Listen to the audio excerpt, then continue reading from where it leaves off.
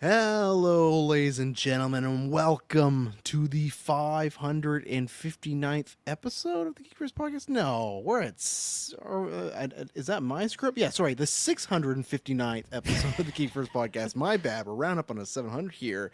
I am the Pew Boy 559 captain. asterisks, you could say. Yeah, there you go, yeah. I'm the Pew Boy captain, Trasnell, and I'm joined by...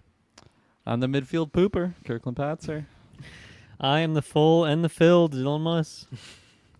Yes, ladies and gentlemen, if you haven't guessed by our nicknames, we are talking about, MCU's back, much anticipated. We only got a couple movies until Doomsday, and this is one of them.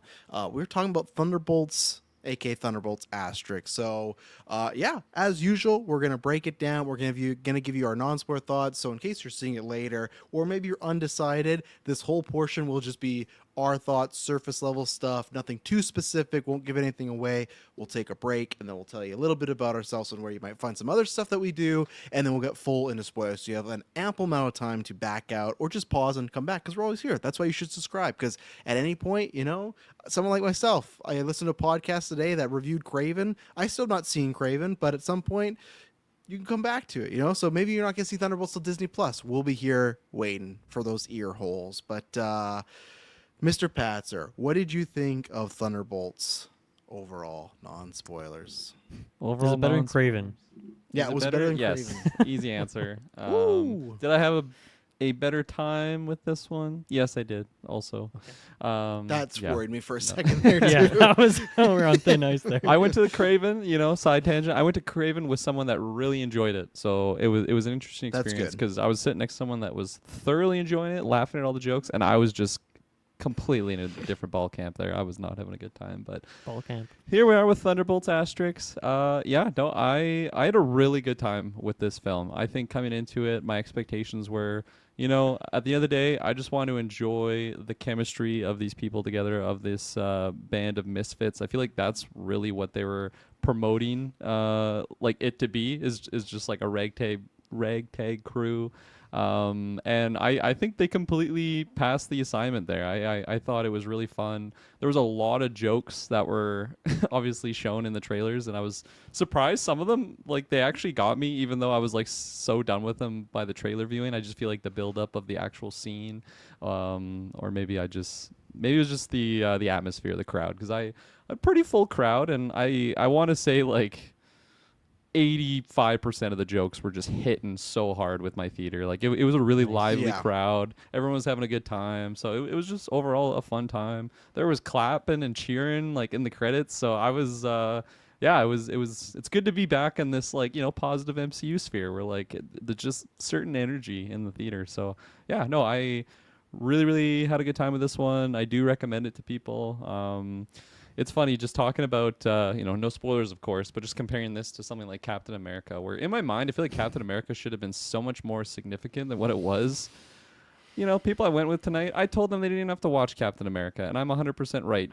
After I've seen this, like, there's really not... They catch up in the first 10 minutes, Thunderbolts. They break down what happens in the Cap, and you're good to go. Everything they miss. So, like, anytime something happened, I leaned over, I'm like, this was in Captain America. They're like, okay, yeah, no, perfect. There's no answers left out or anything. Like, it's a little bit sad, actually, the insignificance of that movie, just in retrospective. But I think there's a lot of good just build up stuff in this film moving forward in the MCU, and cast was great. Pew is just, man, like, so fantastic. I'm so glad to be getting Yelena back on screen here. A long time coming, but she was fantastic. No, I think everyone really shined, except for a certain Taskmaster, but we'll we'll get there. She they outshined everybody. They did what I wanted to do with that character. I'll leave it there. Okay. Don't spoil what happened to Taskmaster. Worst kept secret in the world. It's not like Come Disney on. would openly advertise what's happening with that character.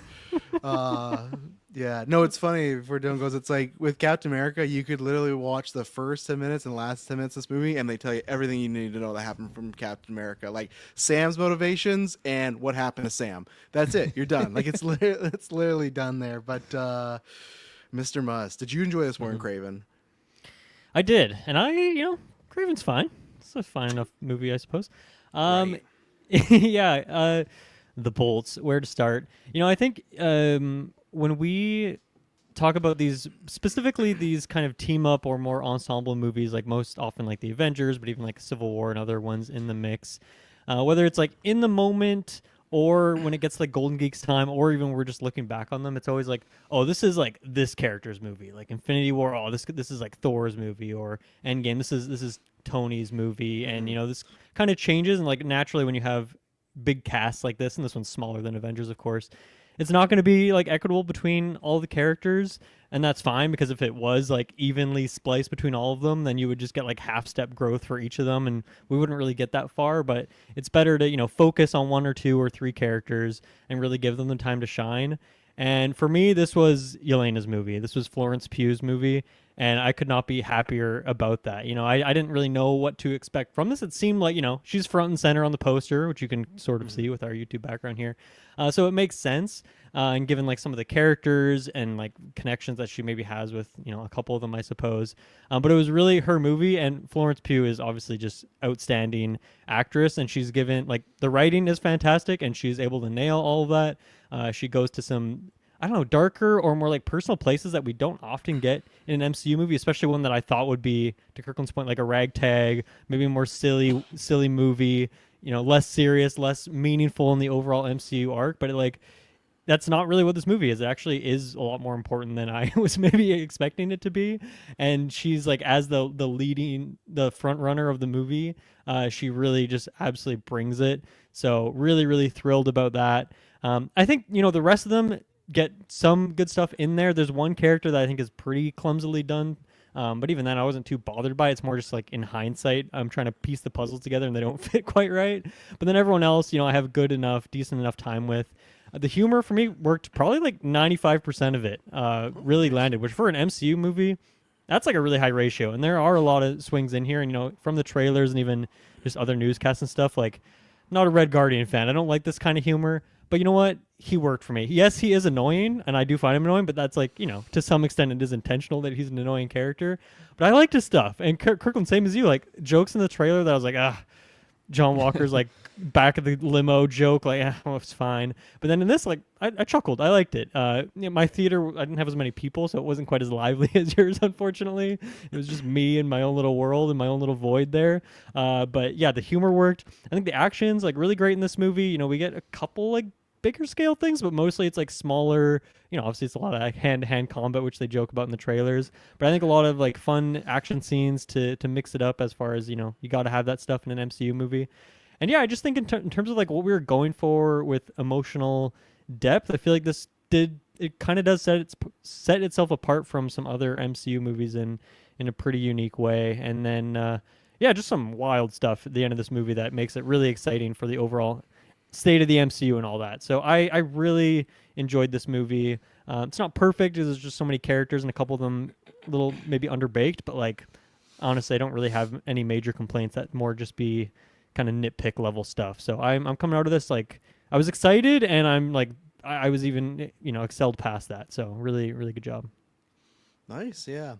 For myself, I've been quite on the journey with this movie, because I remember when we did the every Marvel Comic-Con, we do a podcast, break that down. So cheap plug for July when that happens. I remember when it was announced, and I think we were there with Taylor and Chris and Brendan. We were more on the positive side, because I remember the whole internet being like, "Look at this Ross, this fucking sucks," like all the powers and whatnot. But I was always like, I love all these characters, and we got that first trailer, and I absolutely loved it. And then ever since then, the teasers, the trailers, I was getting less excited. And when we did the predictions cast a couple weeks ago, I just remember being like, yeah, like, of course I'm excited to extend, because Florence Pugh, go back all the way to Midsommar, where me and Dylan talked about her. Like, I always say, like, she is a top 3 actress right now. It always depends the ranking wise, but in the world, she's up there. And she's one thing, like, even if this movie was Craven, Morbius level, she could carry a great performance out of it, right? Where maybe, some of those other Sony Marvels, not so much. So there's a base aspect I was to be excited, but I was just not getting there. So I sat down. Yeah, I got 75% full theater.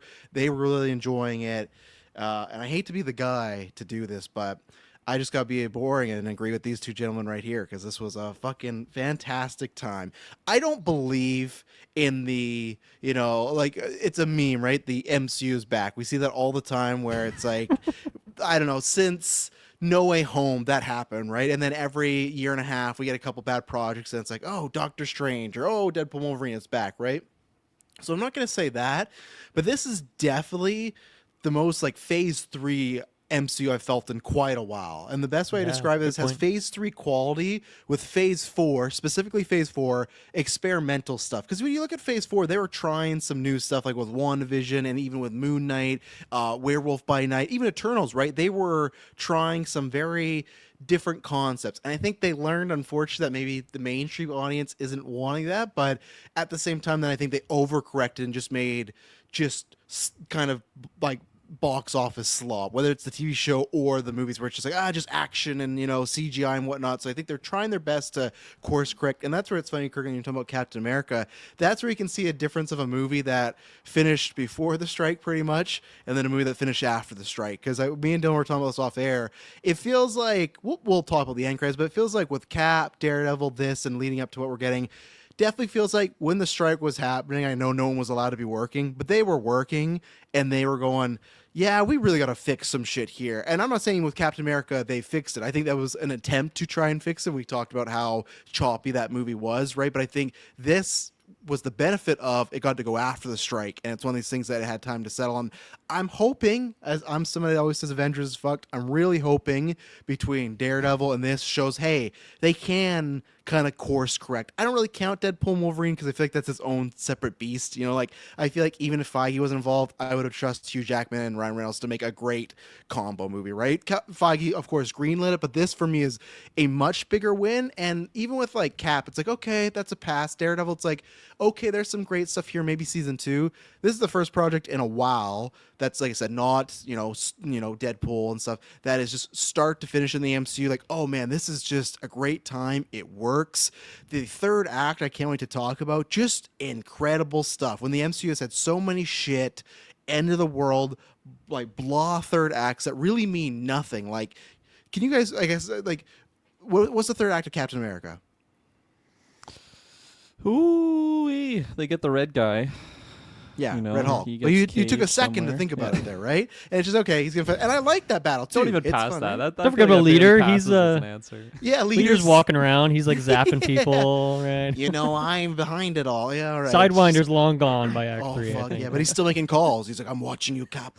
But no, the third act for MCU, I'd have to wait till I don't know when this will be. But as far as third acts, this is a top 5. It to me reminds me of Civil War, where it's like, okay, yes, there's fighting, but it's in a much different context. And what is good is it's not the action driving the scene; it is the characters' motivations, their emotions driving the scene, and that's Civil War, right? That is.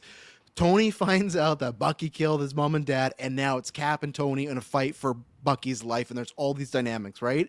And this doesn't have the weight of that, but it's in a similar ilk, and I absolutely love that. All the team dynamics were great. The chemistry was great.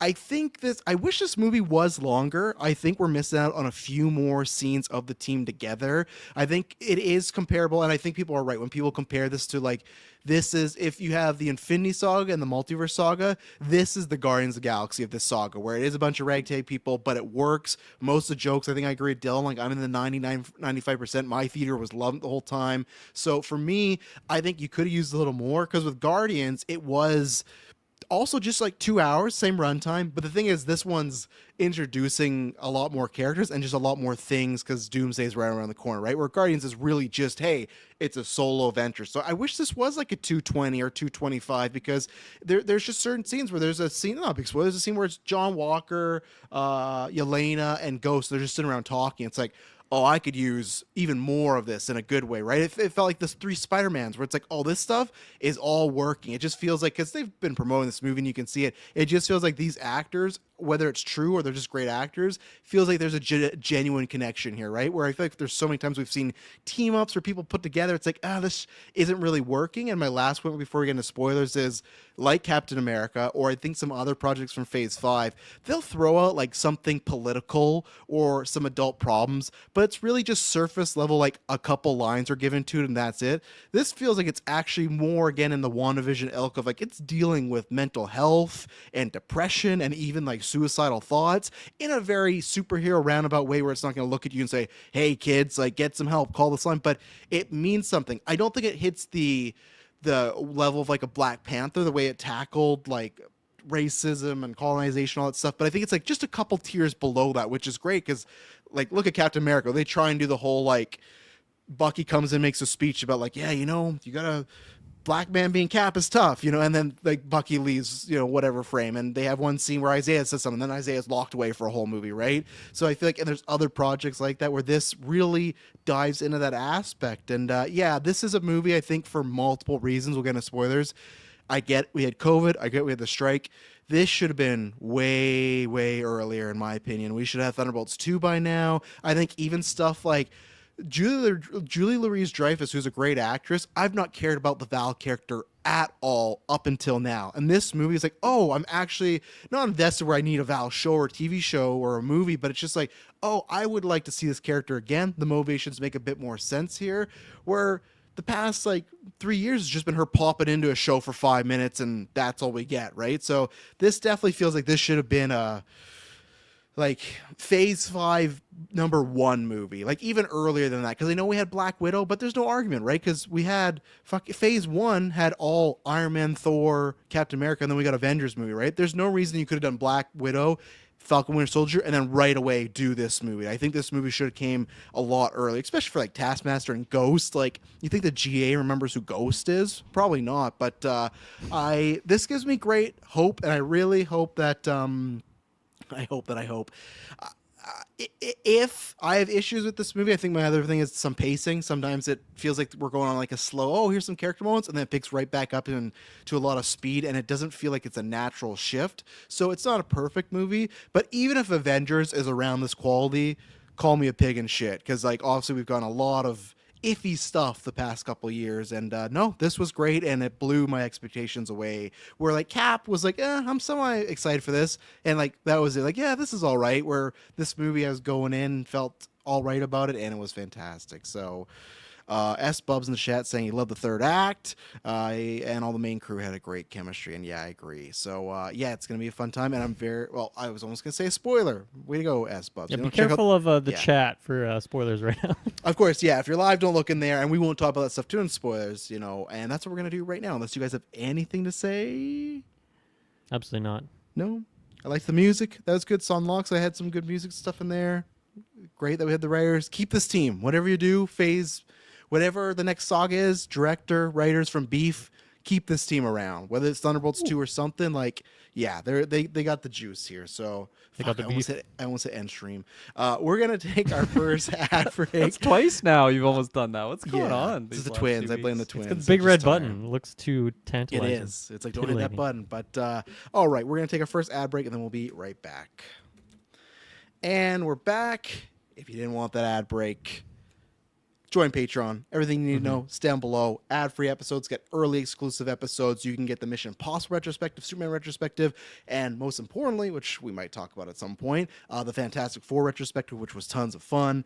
That's a really good time, and that's just the best way to support us. The reason we can do Weekly Geek and side quests and all these other stuff other than just a couple episodes a week is because of Patreon and all of you listening, so we very much appreciate that, and that's the best way to listen because you get just a bevy of stuff, and I'll be excited for next After 9 to talk to everybody about this movie. Can't wait to talk to Hansi, because I was like watching this movie, I was like, man, she's gonna be like, there's gonna be a storm brewing in that theater as a big Sebastian Stan fan, because man, she is like, he's looking he's swinging good. Those arms a lot. Yeah, there's that kitchen scene where he's in the tank tops, like, man, he's looking good. But I hated yeah. his hair in this movie, I'll say that. Oh, but we'll wait. But the end credit hair, that was fucking that was fire. He got like the Infinity Gauntlet when it comes to hairdressing all in them, that sequence. all of them except maybe Red Guardian. Valentina knows how to recommend a haircut, apparently. Exactly. Yeah. So we will get there. But yeah, go check that out. And if not, just subscribe on video or audio. We very much appreciate it. We review all this type of stuff. Review MCU, DCU, Star Wars. Like I said, we'll be doing Comic-Con. We'll be here for all of it. If you like this review and you're like, man, I hope they review, we'll be around for Doomsday. We'll be there for all that. So, yes, let's get into this Thank you to Patreon producers, thank you to Kirkland, Aaron Brain, April Darkness, Jack Grant, Sam, Superman Mike, God Loves Me 69, Jeremy Renner, and Charlie Randell. That's the best tier because you can get everything early, even exclusive stuff. You get behind the scenes stuff. You get to recommend movies and stuff, and a lot of good stuff on the producer tier. And you can pick a movie. We haven't promoted that in a while, but you can pick a movie, and yeah, tons of shows on the feed. Go check those out. So, Thunderbolts. Where did we even actually begin in this film? I'm trying to think. Yelena on her little heist up on the rooftop, standing on the ledge. Yes, which I'm gonna say this right away before I forget it. Did you guys, when you're watching it, catch like the background void kills in the scene? In that scene? Yeah. So Absolutely not. later on, when they're in like the big dream sequence thing, and Yelena's like, "I've been here before." When she's talking to that scientist, it's all taped up. She's looking at the gerbil in the background on the wall. You can see the people that have been voided that's already. what you mean. Yeah. Sorry, I don't know how to describe. I the thought you meant void when she's up kills, on the but- building roof. There's So like did I. No, Yeah. void he was crawling floating out. I'm there. like, that's crazy. But very nice Total. touch right away. So like, oh, okay, that's cool, and that's gonna come back later. So which I think this movie Which does a I lot wish of. I like. Obviously, that was shown in the trailer, and that's a cool thing to show because that shot looks great when it's just like the silhouette version and he's doing the Oh, little yeah. powers. But yeah, I think that it was almost like a precursor because we've seen the trailers. But if not, I'd be like, what the heck is going on in that room? Yeah, but I mean, I just wanted to shut that up.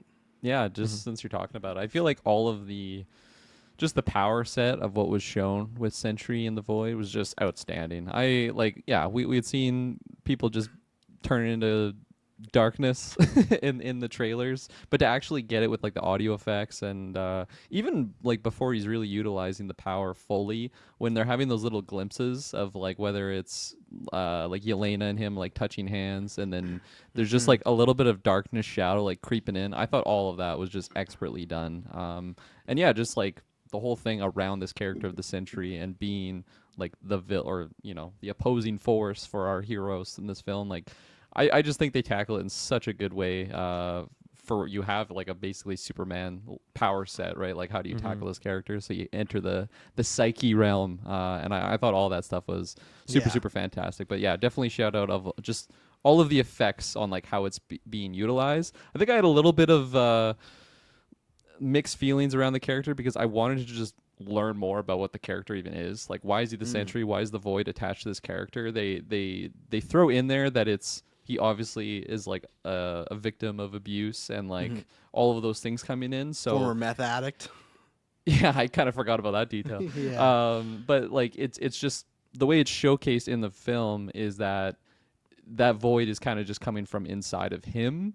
But is that just a I don't know anything about Sentry other than Marvel Snap and this now, and I Yeah, I knew the I'm not a Void big was attached to Sentry- character. yeah, I'm but not a big I just Sentry didn't guy. know. Yeah, okay, sorry. So I can't answer those, but I don't know if it works the same way in the comic books. I imagine it does, or it's just like, comic book gibberish. But in here I took it which I feel like we've gone this line so many times when Mel's like, put the super soldier serum, Steve Rogers, get Captain America. You put Oh in someone my else, gosh, like, yeah. man, how many comparisons have been made? But I think that's what they're trying to show is the Void just exists because he's a broken person, and he's like tried to like disassociate himself from the pain. And I think that's what the Void represents. So I feel like, sure, that's like an OP god tier power of like, man, you just put some super soldier juice with some depression, look what happens. But I think that's what they're trying to stretch to is because he does suffer from this mental state. It's created this dark realm, which is not good for the other people. So.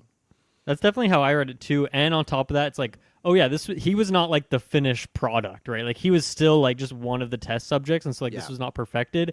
And given that he's like a meth addict, like there's clearly like a cocktail going on here that they probably weren't expecting. Like I don't think they were 100%. thoroughly vetting people, right? They were just, it seems like they were maybe just taking anyone off the street. But I wonder if that was like part of the idea, is that somehow the serum that they were giving these test subjects was supposed to like enhance their features. So if you're like a good person, you become like an all good person, in that godlike sort of way. But then when you have someone who has this like deep depression or this dark side of them, and how he talks about how it's something that he like kind of comes back and forth from, where like he has a couple good days, then he has like long stretches of bad days, and then he just forgets everything. And like, you catch him on like a bad day, you're going to get that too. But like the way I was reading it, and I think, why this movie is one of the reasons it's so great, is like the similarities they're drawing between Yelena and him. And then, the other characters have that too, but you get a lot more depth to those two characters. But like the way I read it is like, yeah, if you pump that into Yelena, like the very same thing would have happened. Like I didn't see it as like some otherworldly, like what is that from the X-Men animated show, like the Shadow King or something. Like Oh, I yeah, don't think it's like a Shadow Shadow King, yeah. King No. type Yeah. entity, right? Like I think it is just that part of your humanity. But when you know, put these insane level of drugs and then it's like the science is not very good, you come up with this like really messed up creation. But to me, I was reading it as like, yeah, other people could have this void inside them too. And I think Yelena, you know, at the start of this movie or like in her past, also that would have happened to her at that time. But maybe she's a bit more well adjusted now, even if she's still kind of recovering.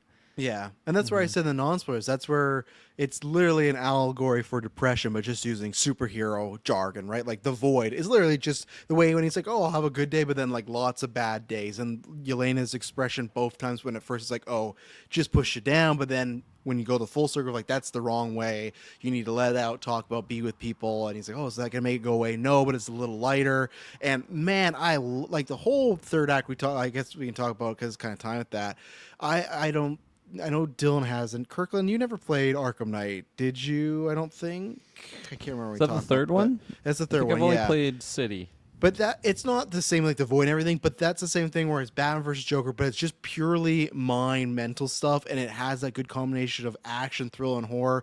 I loved everything about this as far as seeing like Yelena's whole journey, but again, the last shot where you can literally look at it as like, okay, it's Bob about to lose himself and they stop him from beating himself down. But it's not that. It's about these people helping raise him up and be with him, right? So it's like you look deeper into it. And I'm not saying it's like a super subtle movie, but I'm just saying that if you're not watching out for it, you might just go, oh, they stopped Bob from committing act of murder. It's like, no, it's not that. It's all them. Because it's not like they're even holding him back. They're hugging this dude. It's not like Civil War where they're trying to space apart. And that's what I loved about it. And it just felt like, man, and it did like obviously similar Guardians where they like grab hands and stuff, but I think it did it in a way where it didn't feel like, oh, this is a rip off of Guardians and they're trying to evoke that. It feels like it is similar to that but in a different version. That was about a bunch of losers finding each other and being like, oh, I could have some friends. This is a bunch of people that have like the same or similar afflictions, right? Because like you said, Dylan, like Ghosts and John, like we get some stuff, but we know enough. Like, okay, Walker's clearly depressed and deflecting because he lies about everything. And then once the truth's revealed, he flips to being a nice guy. Even Elena's like, oh, you're Mr. Nice Guy now. But the second everyone knows about his wife and kid, his guard's completely down. And he is more like, I can't remember, something happens to Red Guardian and he's like standing up for him or he's trying to look out for him. I can't remember. It was just super like, and I get it because they're both discount Captain Americas, but it's like, I think oh, it's when Yelena's like shit talking all of them, and she's like, "We all suck, you all suck," and then yeah, like, he that, says that's something when John defending is kind of Guardian, defending yeah. him, and then she like lashes out. It's like, "What about Yeah. your wife and kids? They don't fucking like you." It's like, Jesus Christ, calm Which down, again, Yelena. Yeah, John Walker, there is like a good guy there, but he's a similar thing of like there's some PTSD and some other stuff, so he is that void per se. So Yeah. Yeah, I think like that coming into this movie even beforehand, it's like, well, how these guys can't possibly fight him in a one-on-one or even a whatever it is 5-6-on-1 fight. Like they're just not powerful. If no one even the Avengers aren't powerful enough. According to Valentina, I'm sure they would find a way if they tried hard enough. Yeah. But they're not powerful enough, so they have to like dig into something else. And obviously, Yelena, through those like dynamics she had with him, was able to kind of get a read on how he is as a person, and they shared some of that stuff like way back when they first recovered and like got it blasted through the when they were trying to get when Valentino was trying to kill them in that room, and then like we're sharing that dream, that void space together. So obviously like all the way back then they were kind of building those connections. But I think that's like such a great arc for her as a character, who's this character who just has such a troubled past. It's kind of like lost her humanity. Obviously has gone through a lot of these depressive spells as well. And then like it's great that Red Guardian, Alexei was able to like pull some of that out of her, where he's like, oh, you were like as a kid, you were such a bright, positive, fun person to be around, and then like just life, getting put through the red room and all that like terrible training, losing your sister, all these things have like brought these things out of you. But like deep down, you are this person, you have this humanity, this positive force, and you got to bring it out.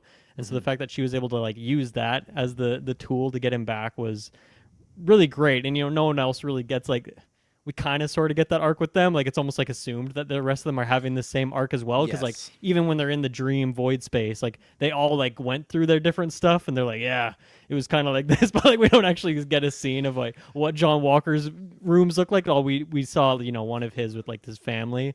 All-timer line from Bucky though, like, "Oh yeah, I got no bad memories. I was completely fine." Like, Yeah. like yeah, his is probably the worst out of Yeah. like. I'm not saying getting beat as a child's bad, but like, Bucky was forced to kill hundreds of innocent people. He's back in talking about Civil War. He's back there right now in that movie. He's seeing Stephen Tony fight over his arm and stuff. So Yeah. It's just so great that, we're so deep in the MCU now that like, yeah, the final fight does not need to end with some big heroic victory where we Yes. kill the enemy. Like it can just be a deeply emotional thing, and there is still action around it. It's still like high octane, and they're like getting blasted back with steel, and like they're flying through walls and all this stuff.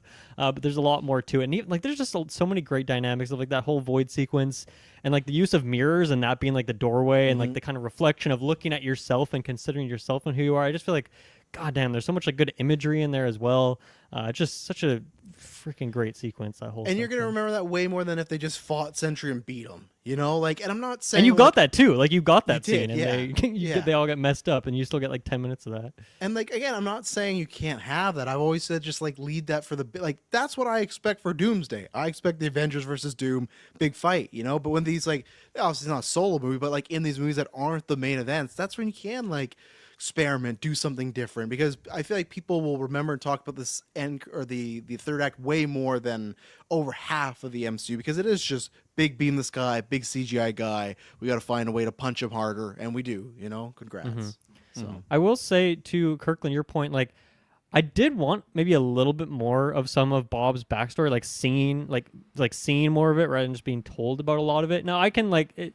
I totally understand the motivation and the arc of the character. Like enough of it is implied that I can pick up on it. But like, yeah, we got that one scene when he's like Rubik's cubing on the ground. He's like looking through the floorboards, and we can kind of get a shot there. And then he shares like a little bit of information. But for like the first half of this movie, he's like really guarded, not sharing any information. Whether he actually can't remember or he's just choosing not to share it, it's probably a little bit of both, because he's waking up from who knows how long he's been inside that like cryo tube thing. But I don't know if I wanted like super depressing scenes with like more of this abuse or drug abuse or anything. Like I don't know what it would be if you need to implement more characters and they didn't want to cast more people. I'm not sure what it is, but I do think one or two more scenes there, because Travis, to your point too, like I think we could have used a couple more scenes here, or we could have cut back on a couple other things which we can talk about later. But yeah, I think I wanted maybe a little bit more of his backstory. Once again, it all makes sense, but I think a little bit more visual of it could have been better. Yeah. No, I'm right there with you. I think just I'm completely in the camp. I think this could have been a longer film, because I wanted more scenes with John Walker, and like I feel like, yeah, we got a quick glimpse of him and like his daughter and his wife in that moment, which was like a powerful scene. Like it really just made you feel awful, like especially through his eyes. But it just seemed like we like scratched the surface there, and then we just never really go back to that. And each character has their own type of like, I could have gotten a Red Guardian like flashback of something that he like really regretted, right? Like and then of course there's Bucky's, who was probably the worst room out of all of them. So I definitely At least that one we've rooms. seen, a million scenes of that couple stuff already. movies, true, fair enough. Yeah. I just would have appreciated that a lot more to add to the overall. We've all gone through these moments, and I think it would have just added a little bit more to that moment when they're bringing Bob back from the void. But it still worked, but I think it could have been a little bit better. The classic Wonder Woman 84 Pedro line. Yeah, like even Ghost, it's like, I guess since Ant-Man 2 or Ant-Man 2, she's just been a contracted killer, but it's just like, and I'm not saying that's not bad, but she also like chose to do like I guess I just don't know the trajectory. Like Ant-Man 2, she gets out of there. I don't think there's anything that she had to be a criminal. Like they humanized her in the way that she was in the tube and all that stuff, or whatever, grew up in a laboratory. So, and yeah, just even some stuff like I was hoping to get just a few. I know I don't want to be like a callback movie, but like Bucky fucking shot Natasha. Like they didn't talk once about Natasha with Yelena, really. Like her and Red Guardian did, and that makes sense, right? Like father daughter connection. But I was kind of hoping when her, because what was weird is the way Yelena was talking to Bucky felt like they had met before, and not that this was the first time. And I want a little more newness to this, as far Yeah. as like, hey, this is a big deal. Like Bucky's someone that did like, sure, it was the red, or he was the Winter Soldier, but like. They fought side by side. They also fought in a couple movies. Like, there's some history there.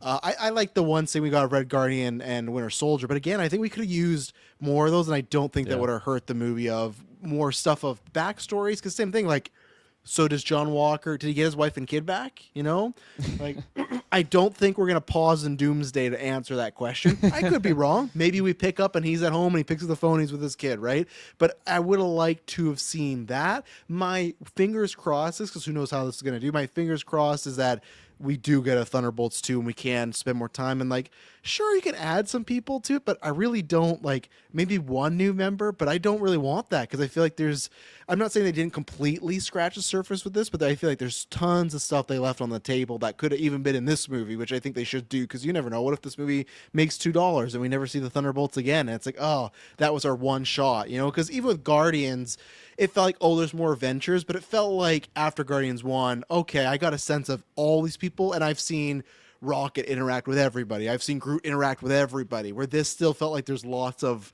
stuff on the table in a negative way. Not a huge negative way, but just in things that feel a little empty. And like I said, some of that pacing where it just feels like we kind of jump very quickly to set up stuff. Like, we're not going to get there yet because the end credits, but just stuff like the huge thing happens and Valentina has the whole press behind like a fucking curtain, and it's like, this feels weird. Like, why is no one like, what did I just go? All these people are in the void. Why aren't they freaking out? Why is it like they would have had these experiences, right? That they're seeing bad shit in their life, I imagine. And it just feels weird that literally 5 seconds, I was like, no, get the cameras. And they're like, Val, we're going to beat you up. Like, here they are. It's just like, okay, like there's no other way. You couldn't have done the scene like the next day or something. So there's multiple kind of cuts in the movie that feel that they were just rushing a bit. So. Mm-hmm.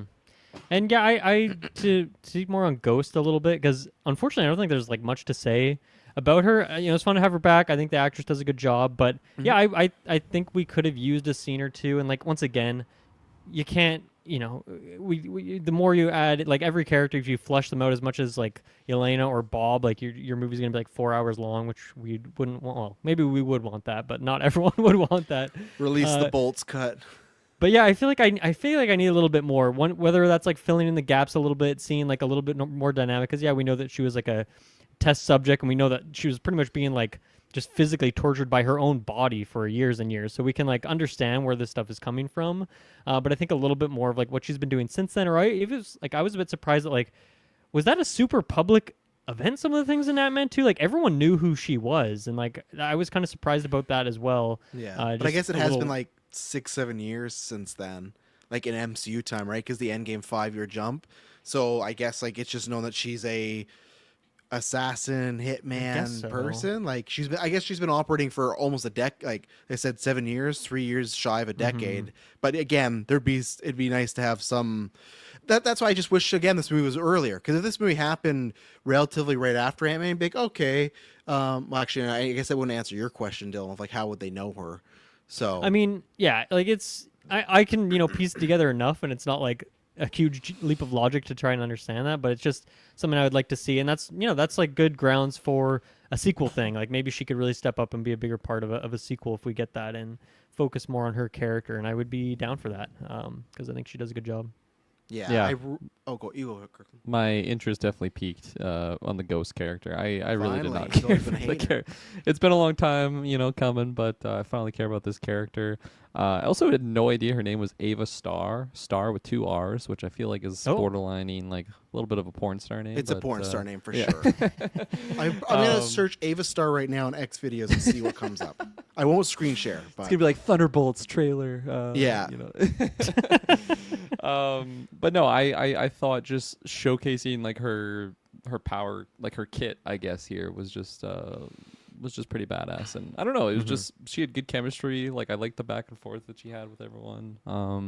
Was it Ava with an A? Right? Yeah. It's not, yeah. There's an Ava Rachel Star, so close enough. There you go. Shouts out to her. Yeah, go check her out. I wonder if she can go invisible too. Support the sex workers. Well, she should do a parody of Thunderbolts. Perfect casting right there. It's right there. Should. Yeah. Right off the success tidal wave yeah, of this exactly. I picked the wrong industry. God, Yeah, the chemistry, because going back to Hawkeye of all things, like everyone loved Yelena and Kate Bishop, like that duo, the chemistry is so much fun. These two girls just like really great dynamic together. And I feel like Ghost definitely picked up that slack, and that was my favorite stuff, even if that wasn't like super deep character backstory stuff. But the two of them and how they kind of like buddied up and were like picking on John Walker, tell us about your helmet or your hat, and tell us about your hat, and he's like, Looks oh, good, right? you mean my helmet? And they're like, what, you think it's good, right?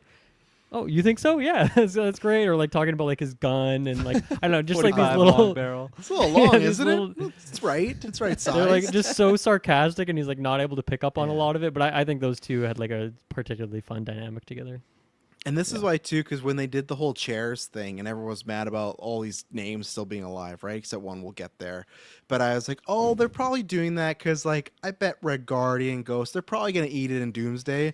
Now I really don't want that to happen. I hope they get like snapped, killed, or taken off the board. But I hope my prediction was wrong. That we're gonna lose. They established the Thunderbolts so we could lose them in Doomsday. And I really don't. Even John Walker, like, and I continue to love John Walker. I watched Falcon Winter Soldier like for Cap, but man, this is good because like the first act. Okay, in the show he is an asshole, but the first act he's like mega asshole. He's never that way in the show. He's the guy like things go over his head. He says some stuff out of context that doesn't sound good, but like he's trying to do well. But the first act's like, no, this guy is like piece of shit type of villain. But then you can see why again, like we talked about earlier, where he's just kind of deflecting and he just feels bad about everything. He's just there Trying to do a compensate. job, right? Yeah, exactly, right? Because everyone just looks at him like worse than Red Guardian as far as like, well, unfortunately for Red Guardian, half the people don't know who he is in a good way. Like when Val is like, who are you? He's like, the Red Guardian. She looks legitimately just so confused. Good job on Dreyfus there. But yeah, so that's just my point. I really hope that they don't just kill off these people. Like I do want to see more of the team, and I am worried come next May. One of to be them's gone. honest.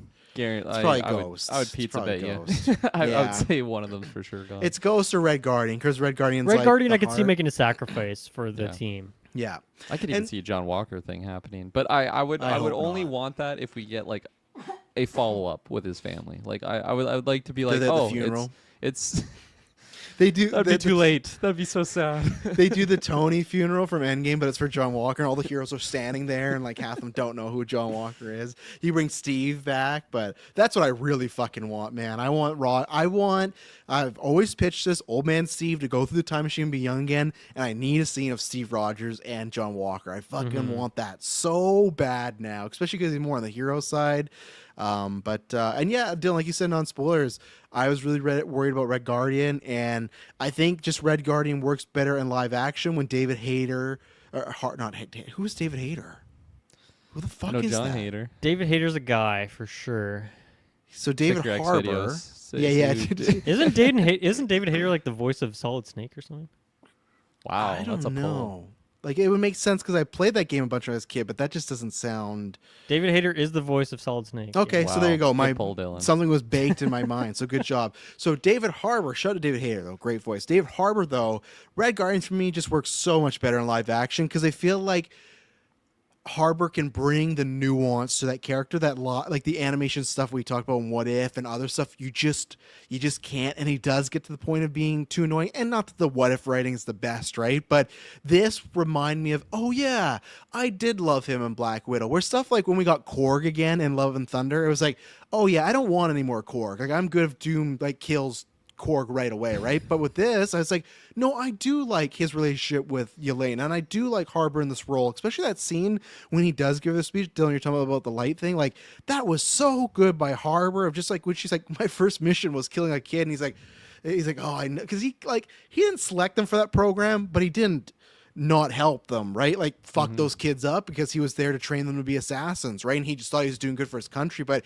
you can just see the regret on his face when she's talking about having to have another kid killed, and it's just, that scene was fantastic. And again, even at the beginning, the humor was working there for me. So yeah, Red Guardian back in my good books, and I'm happy because for a while I was like, oh, this is going to be the tipping point where it's like, I don't need to see like, okay, Downey Doom just destroy Red Guardian in front of everybody. Now it's like, and even in the car, we saw something in the trailer, but he's just like, we could be a team on the Wheaties box. That works so much better in the movie than it did in the trailer. In the trailer, it's like, this feels so forced, and I get what they're going for, but every time when like Bucky's about to say something and Ghost's like, what does that mean? He's like, glory. Like, it's just like he's so forcing the team dynamic. It's fucking so well done all around, writing and his acting. Yeah, the line that was just shown so much in the trailers was when him and Bucky are driving. He's like, "What type of superhero serum did you get?" He's like, "Oh, Hydra." Like, I've seen that scene so many times, but in this like element of sitting down in the theater, man, that sequence got me. It got me going good. And then the other one that really got me was he's like, "Don't drink out the big gulp." It's just this mysterious bottle on the floor of his limo. Like, I don't even want to know. It's just a clean shot, and then they pan up to Ghost and Walker, and they're just like, "Oh God," you know. That was good. Random fun fact. So David Hayter, once again, the voice of Snake, also the writer of X-Men and X-Men and X2. Isn't that crazy? What? The voice actor of Solid Snake is the writer for X-Men and X2. Of That's the games insane. or the movies? The movies. That makes no fucking sense. I'm not saying you're Insane. wrong. But IMDb could be wrong. Maybe there's multiple writers on X-Men, but that's what I'm looking at right now. What a career shift. That's impressive. Yeah. That'd be wild. My goodness. What a fact. Also a writer on Watchmen. Okay, now this is getting out of hand.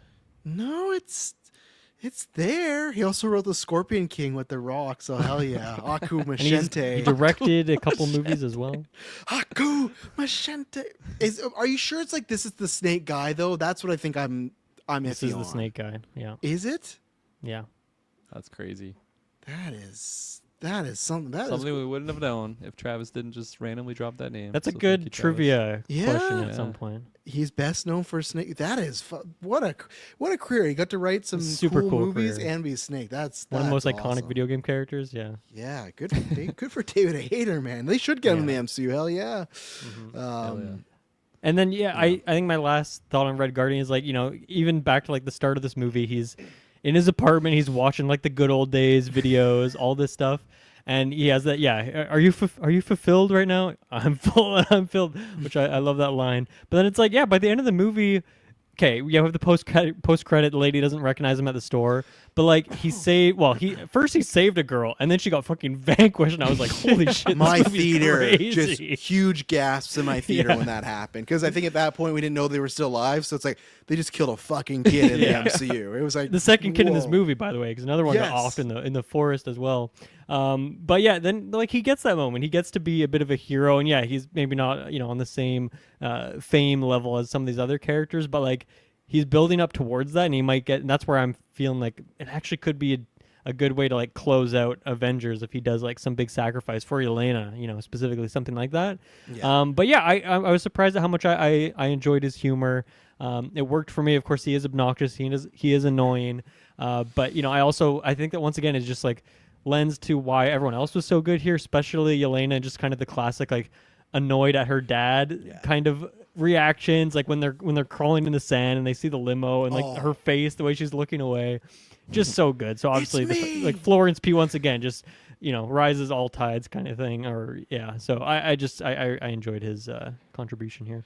Your father, Yelena, it's your father. Like all this stuff. Like I'm like, who is this guy? Yeah. Again, that's something where if I was on trailers on paper, I'm like, oh, this might not work. But that sand crawling scene was great. It's like, how did he find them specifically? Who knows? But I just throw that off to the side, Yeah, that was the only thing I didn't easy. love is that he just was the limo driver for Valentina on that one night, and then like heard all this stuff. I was like, okay, that's a little goofy. I feel like I would be surprised if Valentina uses random limo services. I feel like she would have her own crew, considering she has like a huge militia. Like, shouldn't she have her own private crew? It's like that driver. guy in, not to spoil an episode of Daredevil, but like the chief, the police commissioner who uses like a random guy who's like corrupt and whatnot as like his driver. And like she's talking about classified stuff that could send her to prison. That's the thing too. Or I said that in the non-spoilers. I think this movie does that a lot, where it's like, how do we get there? We just get there, and it's like okay, and it's because the character and the emotional stuff is so good, you throw it aside. But in a weaker movie, because I feel like that happened in Captain America too, where some stuff would just happen, and you just go, okay, I guess that's the case. And I think that happens quite a few times in this movie. I think when I rewatch, like even stuff with like Pullman's up there, they kill him. All right, let's walk away from this ball. I send up the crew. It's like, really? And then like literally it's been 20 seconds and she's like, the cleanup crew says there's no body. Yeah. It's like, what? Like this, like that's where it feels like this is chopped to shit. Like I don't know why. So there's multiple times in this movie where it's like it's like when you replay a video game and you hit skip cutscene. That's what happens in this movie. A handful of times. Yeah, never skip a cutscene with David Hayter though, because his voice is course not, no. so iconic. Yeah, no, it's like you're right. There are those moments. However, compared to like other recent MCU stuff, like Daredevil, which I do enjoy overall, but like there is some things in there. Captain America, like those, you can smell the reshoots. At least with this, it was like, okay, if you really pay close attention, you can see, okay, that's maybe a little bit weird, but it wasn't as egregious as some of these other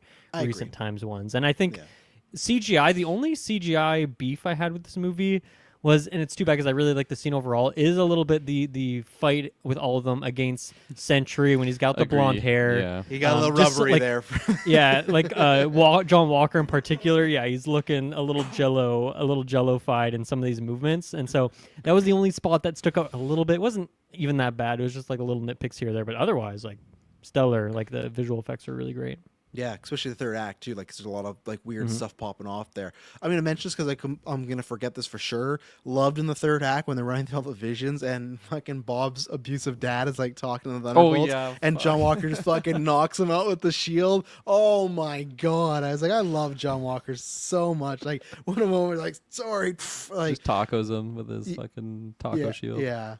No, fantastic moment. But yeah, that one, and I guess we haven't talked about him, but I'll say this before we continue. I did really like when he dispatches of them easily, right? We talked about that. That's your end fight scene, but it's not really a fight scene. It's just like the 100 men versus a gorilla, right? And Sentry's the gorilla, and so he takes care of them all. And then when him and Val are talking, she's like, "Oh, you keep using this God word. Like, I don't think you have the right to use that."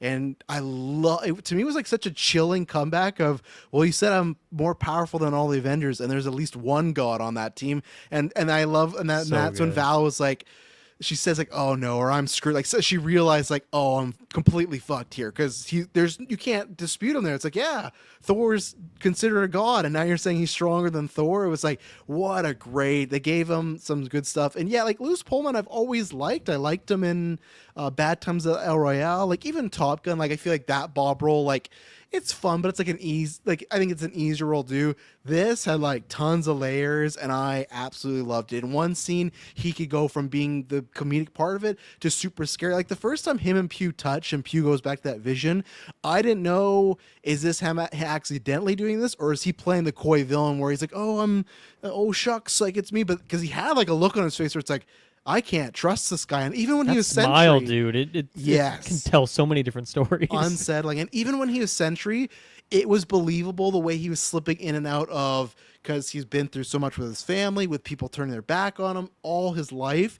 It didn't feel like Mustache tore that I got powers and now I'm going to destroy the world. It felt earned, the turn. And Lewis Pullman has definitely like got up a bunch of notches on my list now. Like now it's got to the point where when he's cast in something, I'll be excited. Where when he's cast as this, I'll be honest, I was like, man, that sucks, because I feel like that's a step down from Steven Yeun. Because I think Steven Yeun is supposed to be Steven Yeun. Yeah, like Steven Yeun to me isn't a top tier class, which funny enough though, probably good he didn't do this, because this is Sentry is just invincible at the end. Like there's certain movements that he does just looks like invincible. He literally says, "I'm invincible." So it would have been funny to see him do like that role. But he's reminded me of Omni-Man when he's 100%. Yes. So would have been like weird like fourth wall thing. But no, Lewis Pullman has he's ranked up in my opinion now in the future. So great job by Pullman.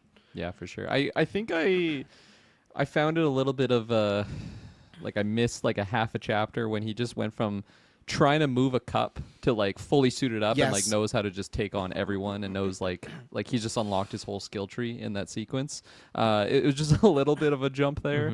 But like, do I need a segment of like montage of him trying to learn his powers? No, it probably he wouldn't. But have it is made quick, the movie right? better. Because it's within the same day where he goes, like you said, from cup to he's like has a whole shield around himself. He's bending knives with his eyes. It's like that is again skip a cutscene moment, you know.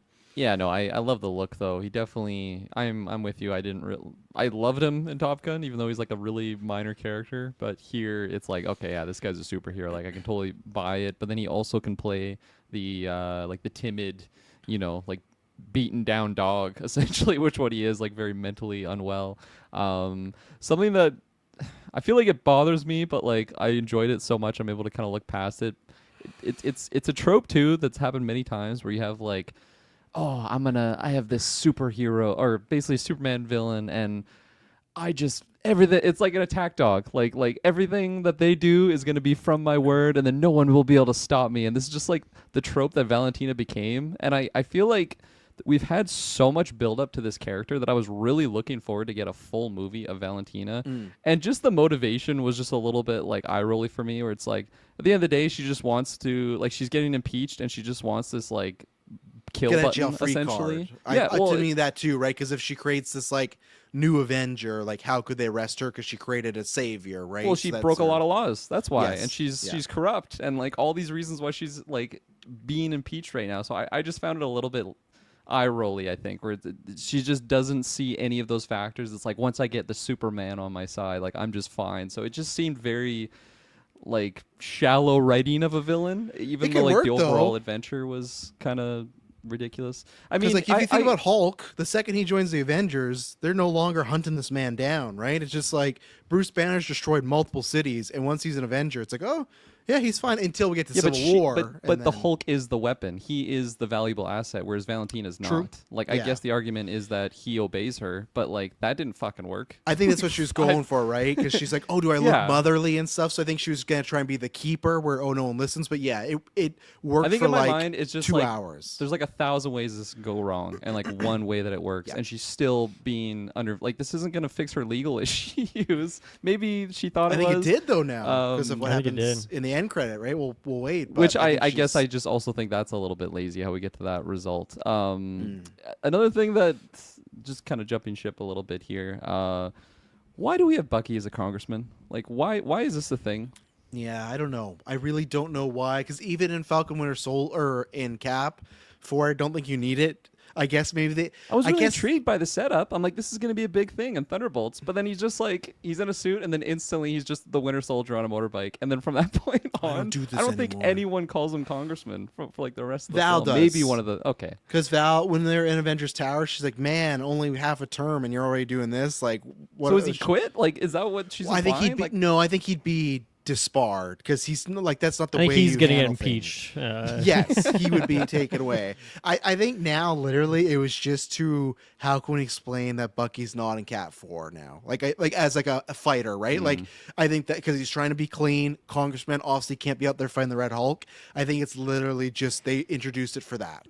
Yes, but also like whether or not he knows how slippery Valentina is, and she is incredibly slithery and slippery, and like I think that's a fun element of her character. But like it seems like immediately as he gets to Congress, he's like, okay, let me try and sway her number 2, and like I'm gonna put some sweet nothings in her ear. And it's like I don't know, would like that seems like a really really risky move in this Congress position against someone like Valentina, who if like that number 2 is like a trusty number 2 and like shares that information right back to Valentina, then Valentina's gonna like do all sorts of things to disbar him, impeach him, whatever it may be, because she's so good at getting out of things and probably putting shade on other people, especially someone who has as checkered of a past as Bucky does. So that even seemed like a kind of a weird thread for me, and I think that's we're jumping from character to character here, but I think that leads to like the character of Mel overall in this movie.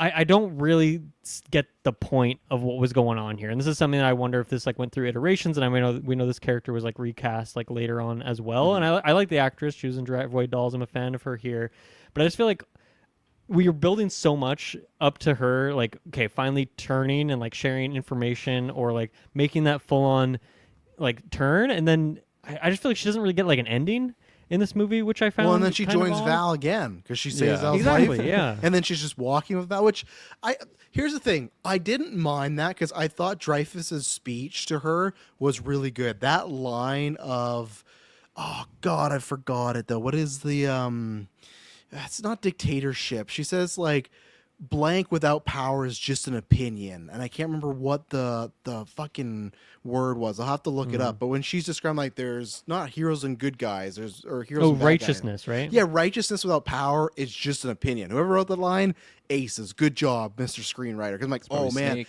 Solid yeah, Yeah, Snake. that was like Snake. that was just their like grief, persevering love, persevering Absolutely, grief. Yeah. right? Because to me, that was like, oh yeah, that's track. Whatever you like it or not, that tracks. And then her saying there's bad guys and there's just worse guys. It felt like for the first time, maybe in the MCU, we've seen her be like a human character, as far as saying like, yeah, this shit I'm doing is really shady, but I'm doing it for a reason because there's worse people than me. And I would be completely fine if we had, hey, Mal, the whole movie is gonna turn on her, but that speech got to her. But then I need more follow up with Mel other than just like she saves her from Sentry and then just we never see her again. You know, like that could be like a big moment of, oh yeah, you know what, Val, you are right. This world is messed up and yada da da da.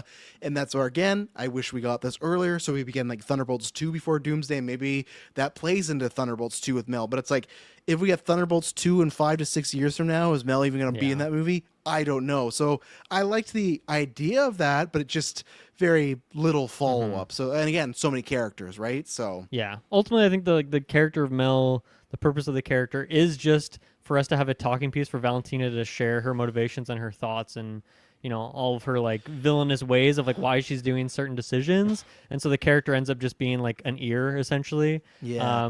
But I feel like she got a lot more screen time then like I feel like we need a little something else, especially when you're giving her this B plot that she's gonna like make a difference, and like I guess she picks up the thing and like activates the kill switch, but it's I don't know. But then as you mentioned, then she just goes back down the elevator, and then that's the last scene. Like I'm sure she's in that last speech scene on the side, but I don't think she has like another spoken line, right? So it yeah, just I feels, think she's there. Yeah. yeah, it just feels like a bit of an odd ending for the character. And it's like I can't remember if it was Tarantino or somebody. I think it was Tarantino when someone asked about doing movies in present day, and he just said like you'll never see a cell phone in my movie because it's so boring. And like I think there's a way to do that and stuff, but like I swear 60% of her screen time is her looking down at a device updating Right. mail. It's just like no offense to her. Or 'cause I talking to like- Bucky on the phone. Yeah, like no offense to her because I like her, like you said, Dry White Dolls, Blockers. I've seen her stuff like, oh, I will be looking forward to seeing her in other things. But man, as an actor, I feel like that just has to be so boring. It's like, what's your scene? Oh, you're on the phone. What's your scene? You're looking down the phone. What's your scene? Well, you're showing Val your phone. It's like I don't want to be this way, but like no wonder why Ao dropped out of that role. Like especially after Bear and like she's got a more of a profile. Like she just led an A24 movie this year. This is definitely a role like even for this actress, I'm like I feel like you could have, unless it was a great payday, it's like you should have held out and waited for another Marvel thing because this is such like a someone give her like put that phone away, find something else to do. That just feels so just like on the day. Like how do we do this? Just pull out your phone and fuck, maybe her lines are on there. I don't know. We've been there before. We're reading something works. somewhere else. Yeah, it works. So Tricks maybe of it the is. Literally, it could be right because she did get recast, and maybe it's like, hey, you're getting to the set really quick, but it looks so uninteresting. At least if something like we just did right, Kirkland, where it's like when people are texting, they'll do like different bubbles, this or that. You can't do that with this, but it's like if you have a cell phone, you got to do something with it because cell phones are a very boring tool. It's not even cool like a pay phone or a flip phone. Touch cell phones are so uncinematic. So you got to do something, and this is just it's nothing. Yeah. So I felt bad for in that sense. So I feel like once again, I want to give this actor I want to see Mel and this character there's some potential I like the actress, but like I feel like I would have better if we spent that screen time on Valentina with giving her more conversations with the other characters in the movie, like the sequence in the vault. Like obviously they're sneaking out and like, but all the characters are in the same spot. Like there maybe could a way where like maybe you show over like through a loudspeaker or like through intercom or something. Like maybe she's talking to the heroes that way and they can talk back through that way. That might be a little bit goofy too, but at least you get like her able to explain some of her reasoning to like the other characters and we get some back and forth there. But instead it feels like we actually don't really get a lot of Valentina and other characters. Like we just get her with the Congress, with the other like judge guy, and then Mel instead, who don't really have much substance to them. I think that's something that I felt like I was lacking throughout the film, actually, because I've already stated that like we just had so much build up to the character Valentina. I've seen her pop up in so many projects now. It probably hasn't been that many, but it feels like 100 at this point because it just seems like she's been slowly collecting like pieces. Black of the puzzle. Widow, Black Panther, Hawk. I can't. No, Hawkeye.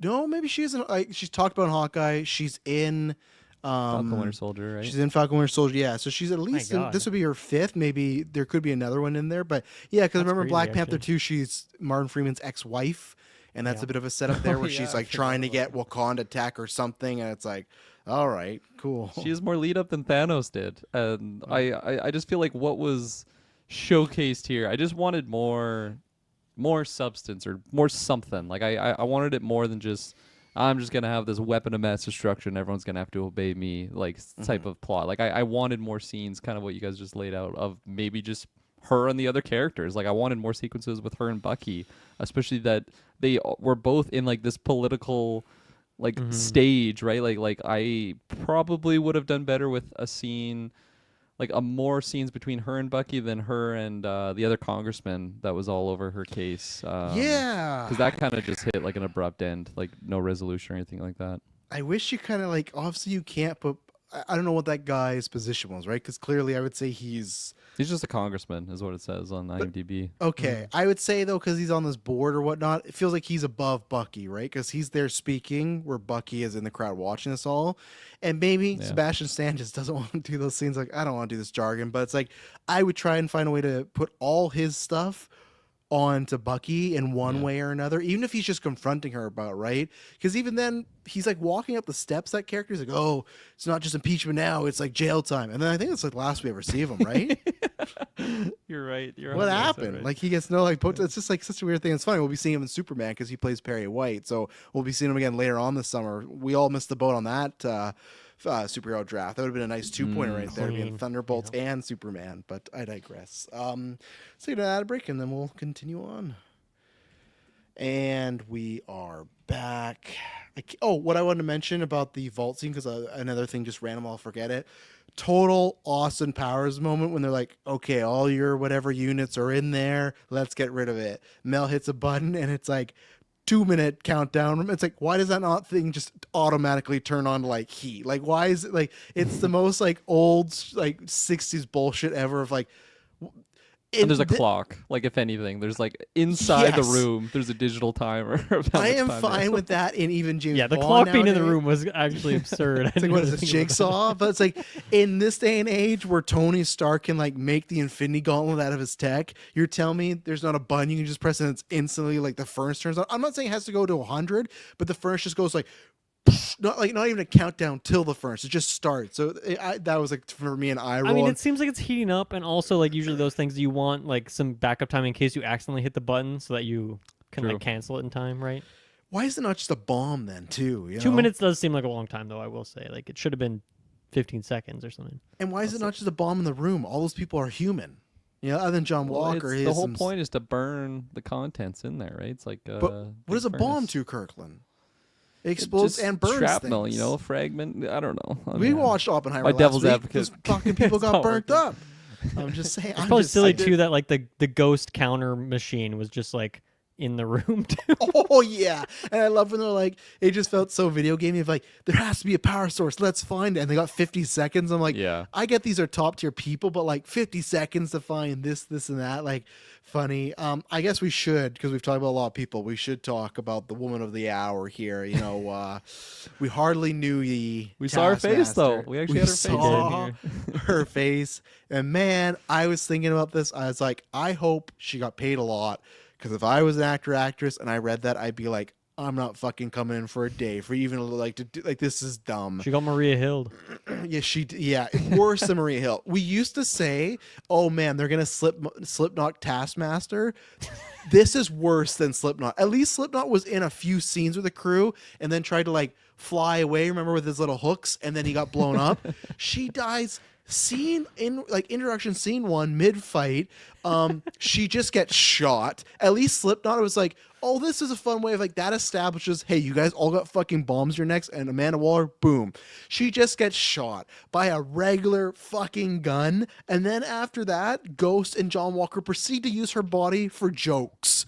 Like They loot it, yeah. it is, and they're like, oh, she's like, oh, she used to be somebody, and like John's like, well, I think she wouldn't use this anymore. I'm like, Oh my god, we have seen She Marvel. killed a lot of people and then she died. Yeah, we've seen Marvel retcon stuff before, right? Like they introduced not the Mandalorian, the Mandarin in Iron Man 3. Everyone hates it. They go, "Oh well, actually, the real Mandarin is in Shang-Chi." We've seen that a few times, right? I'm still mad they never fucking did that with Ralph Boner, but I digress. This to me was like it literally felt like Feige and company on the screen like, we're sorry, we fucked, like Taskmaster sucked, right? Like that was a really bad call for us. And I feel like it's funny now watching in retrospect. Taskmaster, the whole movie in Black Widow is made to be like the Terminator. She's hunting Natasha down. She can mimic everything. So now I'm like, how did Black Widow have such a tough time if Ghost could just fucking cap her in the head? Like it's to me such like a, yeah, we realized Taskmaster fucking sucked and we're gonna kill her off and use her as a joke and that's it. And yes, I agree, yes, Bubs. She got buried big time. But I'm fine with it because yeah, Taskmaster did suck. I wish in retrospect they would have never announced Taskmaster, and I think it would have been funnier if in that scene she popped up and you'd be like, holy fuck, Taskmaster's this, and then you kill her. Where like for months, for years we've known this was going to happen, and it felt like they didn't even care. Like they didn't even give her a cool scene, and just like just kill her off, whatever. So weird, but funny. Well, she would have been on that first poster, right, when it was announced that we're in Comic-Con. She was, so it was probably like, fuck, we shouldn't have had her on there. Yes. Like retroactively, but yeah. Wasn't there another change though? Wasn't there another character that got added or removed from that? No, at original one list? point Ghost almost wasn't going to make it, but then I think the strike right. worked for Hannah John Kamen, where at one point I think it was not going to line up because it got delayed. It did line up because at one point I wonder if that's why she was given less material. Maybe she was kind of penciled into the script later on. Because I think at one point that image from Comic-Con was like released on another Marvel panel and Ghost wasn't in it anymore, and everyone was like, everyone was like, what's going on? But then she came back, so could be right. That could be, and that's always the case with these Marvel's movies, right? Oh, why is there like same thing? Why isn't Bucky having these scenes with Val? Maybe because Sebastian Stan was making the fucking Trump movie, like that.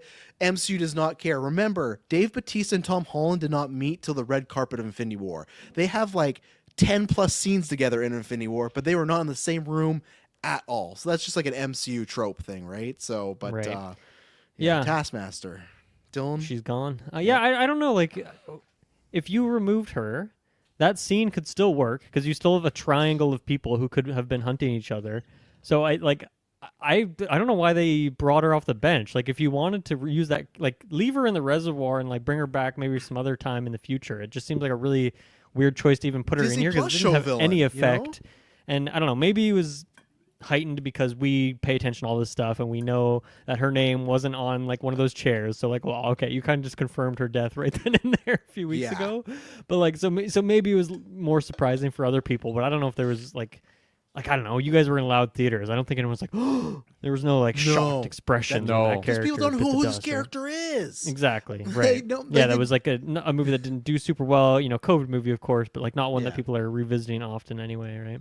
Yeah. I burst out laughing when that happened. I think I was the only one in my entire theater, but no one like shocked, gasped, reacted. How like maybe you would expect like a gut wrenching quick kill like that would happen. It was just like. There she is, Taskmaster.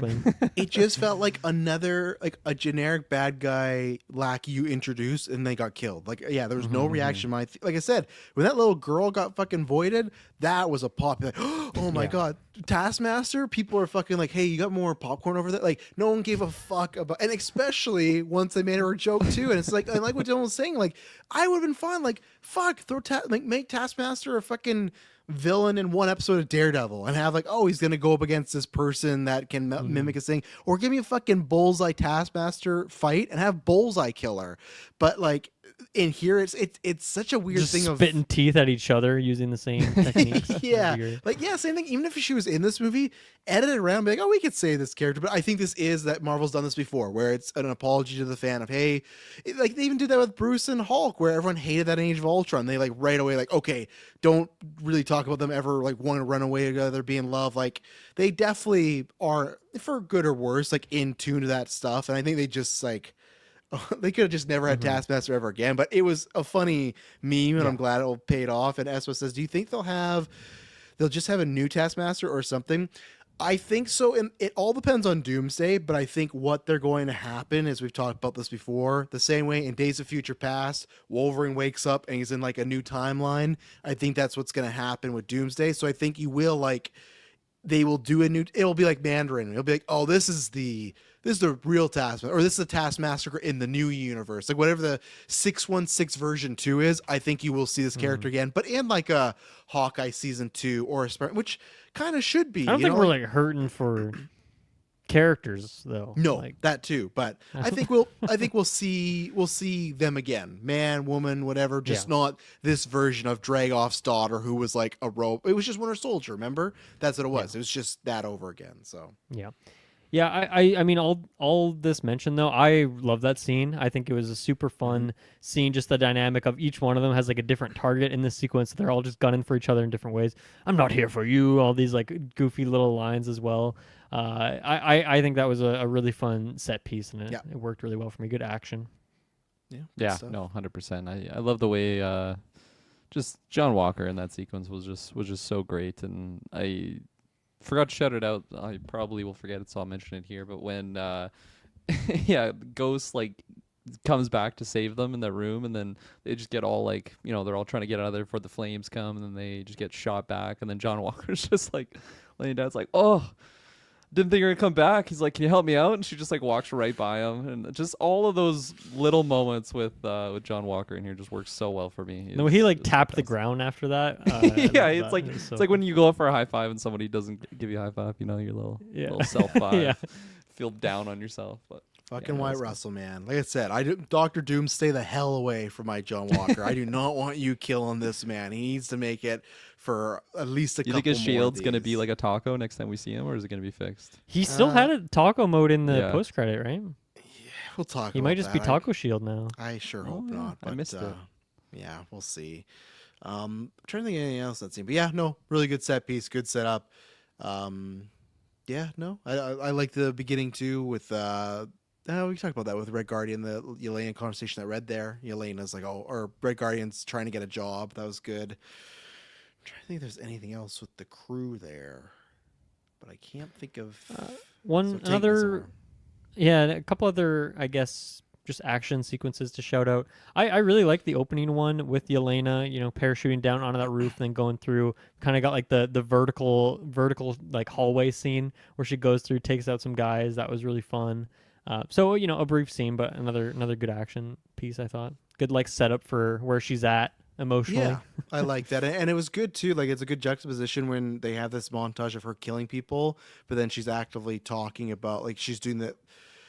Did she only narrate that one? Oh, she wasn't narrating, right? She was talking to the tied-up scientists, but for us it was narration. But it was a good juxtaposition of her killing all those people, but just talking about how empty she's becoming, and it's getting like worse and worse. Which again, credit to like not as bad as Bob, who I was surprised they literally said meth. They could have said drugs, but this is why I definitely feel they've. I thought I misheard it the first time, and then they said it again later, and I was like, oh, okay.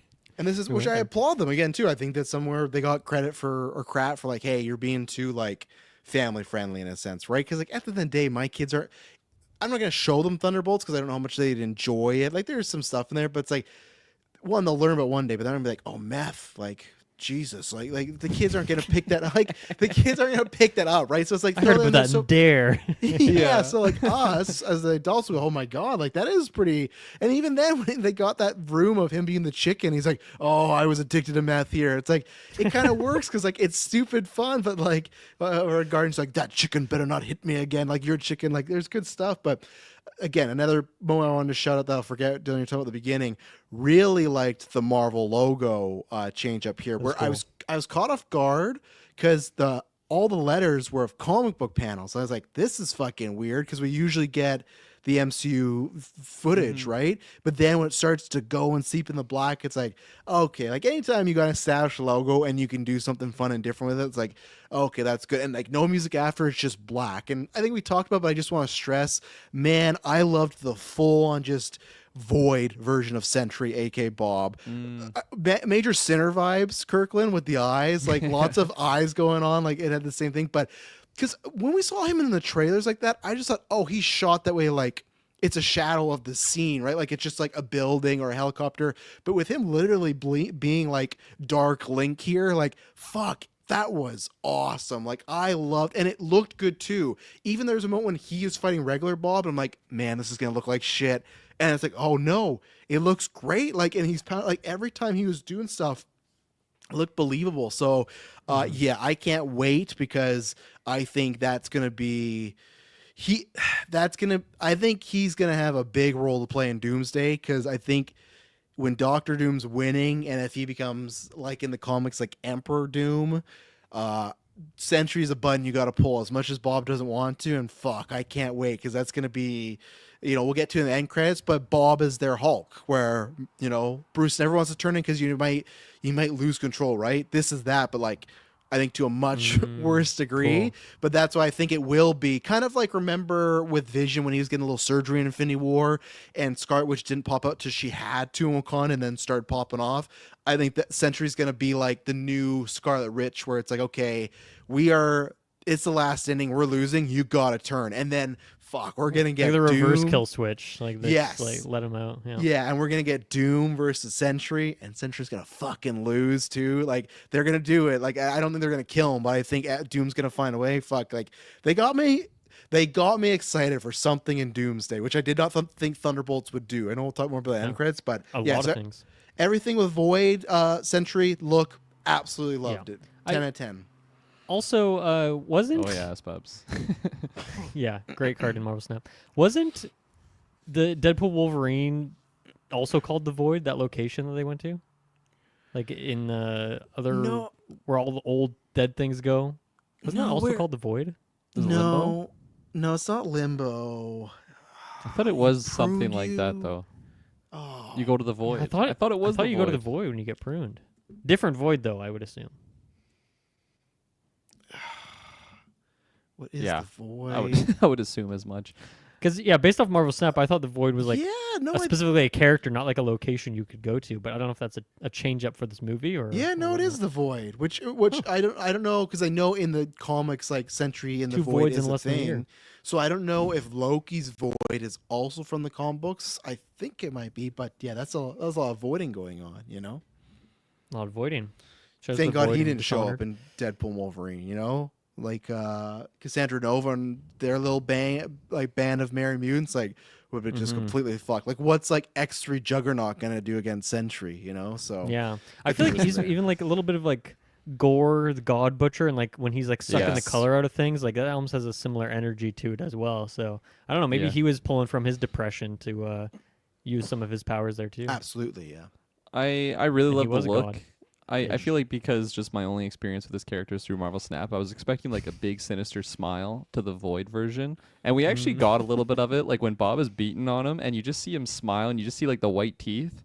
I'm assuming they're trying to get close to. I haven't seen what he looks like in the comic books. I'm assuming it's close to the Marvel Snap card, so that's what I'm pulling from. But I just love the scene of the teeth there. Just added so much sinisterness to it because it's like he's actually enjoying this more so than just being this dark figure that just has no emotion. Like it seemed like he was getting off, as Bob's just beating down. Yeah. on him. There's only one of you, yeah. Beat me off, Bob. There's lots of different like versions of it. So that's like a similar one where it's like, okay, he's dark, but like look at this one up here, like fuck. Like I'm not sure if they bust that out when, you start to verse.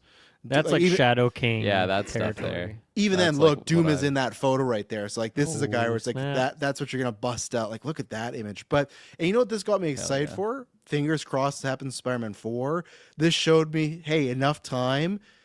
We can get Mr. Negative and he could look really cool. Like that's other vibes I got too of like, I hope we get Mr. Negative in this Spider-Man trilogy, and I think he could look fucking awesome because Void. Yeah. And obviously that's a different color scheme, but sometimes that's just like you just worry when it's like you're gonna sink all the colors out of it and everything else. Even though this movie is like, I agree with what Clay said in the Discord, it is very gray, especially when they are recreating. Which I shout out to S-Bubs. He said this when we moved along, but he said he really liked them saving the civilians. That was great because when Yelena said like, "Hey, what made you feel good?" And at first, Red Guardian's kind of talking egotistical, like, oh, when people love me, but then he goes into like, but when I was saving people and making a difference and seeing their emotion. And I loved that sequence of each of them saving somebody, doing something. It's cheesy stuff, but it's good cheesy stuff of John Walker catches the wall and they all go to help him. It's like, yeah, this is some good superhero stuff right here, you know? But that's where it is so funny. You look at that scene, you look at Avengers 2012, this New York is like colorless. Like it is so fucking gray. Not a big fan of that portion. It works somewhat, but I wish it was actually had some more vibrance, because then when Bob fucking makes it dark, it look like, oh, look at this color change. But it literally just goes from gray to like, oh, dark or black, you know? But Is New York them a saving bright people, place, though? Isn't it just a gray? it was in concrete jungle? 2012. Concrete jungle. There's still like, why are the trees looking gray? You know, like, it's that That's fair. stuff where it's That's like fair, when they, and it's just a Marvel color grade thing of Halloween like, Town sometimes they style. just, yeah, they just mute these colors, and it's like, what? Like that's one thing I'm very excited for Superman July and Fantastic Four even. Like, look at that Fantastic Four trailer. Everyone's bright in that, right? But that's what I hate, because it's like, Yeah. well, that's a different universe. It's like, oh, so in the 616, everything's fucking just dull color. This They're sucks. probably Like, bringing it, you know. In the new I shit, hope, they're bringing yeah, all the they're bringing all the vibrance. colors. So, but no, overall that scene was just good, and it was like a good way to, which we're building up to the end credit, to mimic the Avengers in 2012. Remember, Nick Fury had the idea, it didn't work, but then they all end up in New York saving people, and then they became a team. Much like here, the Thunderbolts is like, oh, we'll try to be a team. They all split off, and it's like, we got to come together. And it was good just to, you know, see heroes saving people. Sometimes that's all it is, basic stuff, you know. I think I'm ready for some credits. Yeah, it's rolling. Okay. Anything else? Let's see. Okay. Well, we'll take our last ad break here, and then we'll be right back. And we're back. So yes, a good transition where, okay, they're saving people. They also do everything with the Bob stuff. They get him out of there. And like I said, kind of weirdly, where like Valentino is also in the void supposedly, right? But then they all just burst out, and they're getting, you know, Red Guardian wants to kill her. Bucky talks her out of that, but he's like, okay, we'll just break her some bones and stuff like that. But they're a unit now. They're all together. You know, Bucky's looking really jacked. And hairs all over the place. I will mention I did like when he kidnapped them that he put like steel rods around Red Guardian and John Walker, because they got the super soldier serum, so they can't like just bust out. So really liked that.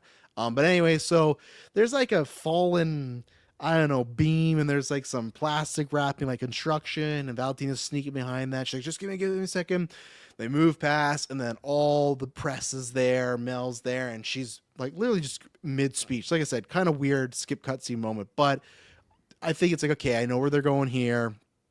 And then she introduces them as the new Avengers. And obviously, this is something we've been talking about since Endgame, right? Of how they're going to do this, who are the new Avengers. We've literally gotten no breadcrumbs whatsoever up until Cap. And even then there's some stuff, but they announced them as the new Avengers. And what I did like is, okay, you could have just done that and then end movie, go to the next credit scene. I loved in the credits that they showed that they're going back to like the old Steve Rogers way of, we're just going to propaganda the hell out of these people, where we're going to recreate posters, we're going to get them on Time Magazine, we're going to do this. It's the same like Cap 101. And I love the fourth wall breaking of them, like the B-Vengers, like, are these people ready? Because I think people say that already about Sam, or already about like the rumored Avengers roster of like, well, there's no Downey, there's no ScarJo, there's no Evans, like we're not invested here. So I thought that was like a fun thing to bring it all in. So we got that. And then what I really loved is in the, you know, we got the Red Guardian scene in the grocery shop. Cool. He wants to be recognized. But then we get the second end credit scene. We jump 14 months later, and I know they're probably going to go back and say like, oh, we'll just be the Thunderbolts now. But I love that they've been the Avengers now for over a year. They got fucking Avengers costumes. They got tags. Like we said, Bucky's hair.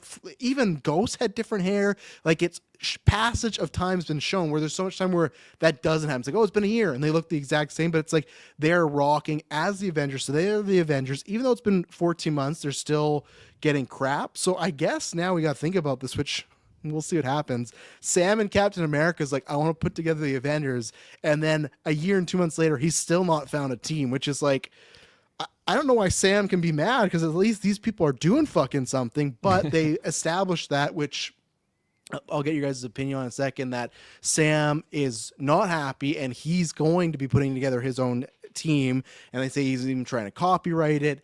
And then we'll talk about maybe the end stinger after, because it's another part. But what did you guys think about them being deemed the new Avengers? And now again, when we talk about Endgame, that was 5 years. Then there's like another 2 years. Now we're like 8 to 9 years past like where we're supposed to be timeline wise, like in our world. But what did you guys think about the? We have our new Avengers per se. Like I said, I think they're probably going to switch back to Thunderbolts, but at least for a year, like they've been the Avengers. To me, that's a great amount of time. Like, who's calling them the B Avengers still after a year? You know, they got the castle, everything, and Bob is not Internet on the team. trolls. He's Yeah, just there. I mean, yeah. a lot of people in like the Endgame sequence, they became Avengers for like one fight, you know, Yes. and then I guess they got fired or something. I don't know. Maybe they weren't official members. I'm not sure how that all works, but no, I mean, I think it's we've been talking about this, and maybe if you were a comic book super fan, you knew that the asterisk part of this led to like this Avengers thing, but I didn't know that, and so for me, it was a big surprise. It was a big pop moment. I thought it was really cool, really fun. And I guess that was like before the credit scene, but then yeah, getting into that, I guess I didn't really think more deeply about like the time jump side of it. I guess like I'm trying to remember in Captain America, like specifically the dialogue between Sam and Bucky. Like, does this have to have occurred after that movie based on the events of like that dialogue there? Yeah. Yes, because I at guess the so, end because the Avengers thing would have been like yeah, because remember right? that Sam's last thing, he tells Little Falcon, "I'm going to put together the Avengers," and that's where Bucky's saying, "Hey." Yeah. He like even Florence is that she brings up the Bucky, like, why is Yeah. Sam trying to start his So own thing? So it it's- is after. It is pretty goofy that when they're talking about like the other Avengers that are assembling, and it's like just Sam still like working, sending out some Yeah. texts and getting ghosted, but not by this ghost. So yeah, And, that's maybe a bit clumsy. Like, I don't really know why it needs to be 14 months. Maybe we'll find out more later, but it feels like based on what we saw here, like other than the different hairstyles, like this could have been like a month later, and that would probably make a lot more sense. Yeah, that's my worry of them killing some of these people off, because they'll be like, "Oh, well, they were a team for like over a year." It's like, yeah, but we didn't see that. You told us that. But Dylan, I was going to ask you, because I asked Kirkland the same thing. Why do you think Sam? And this is because I really need this answer in Doomsday. Why would he not approve of this team or being on this team?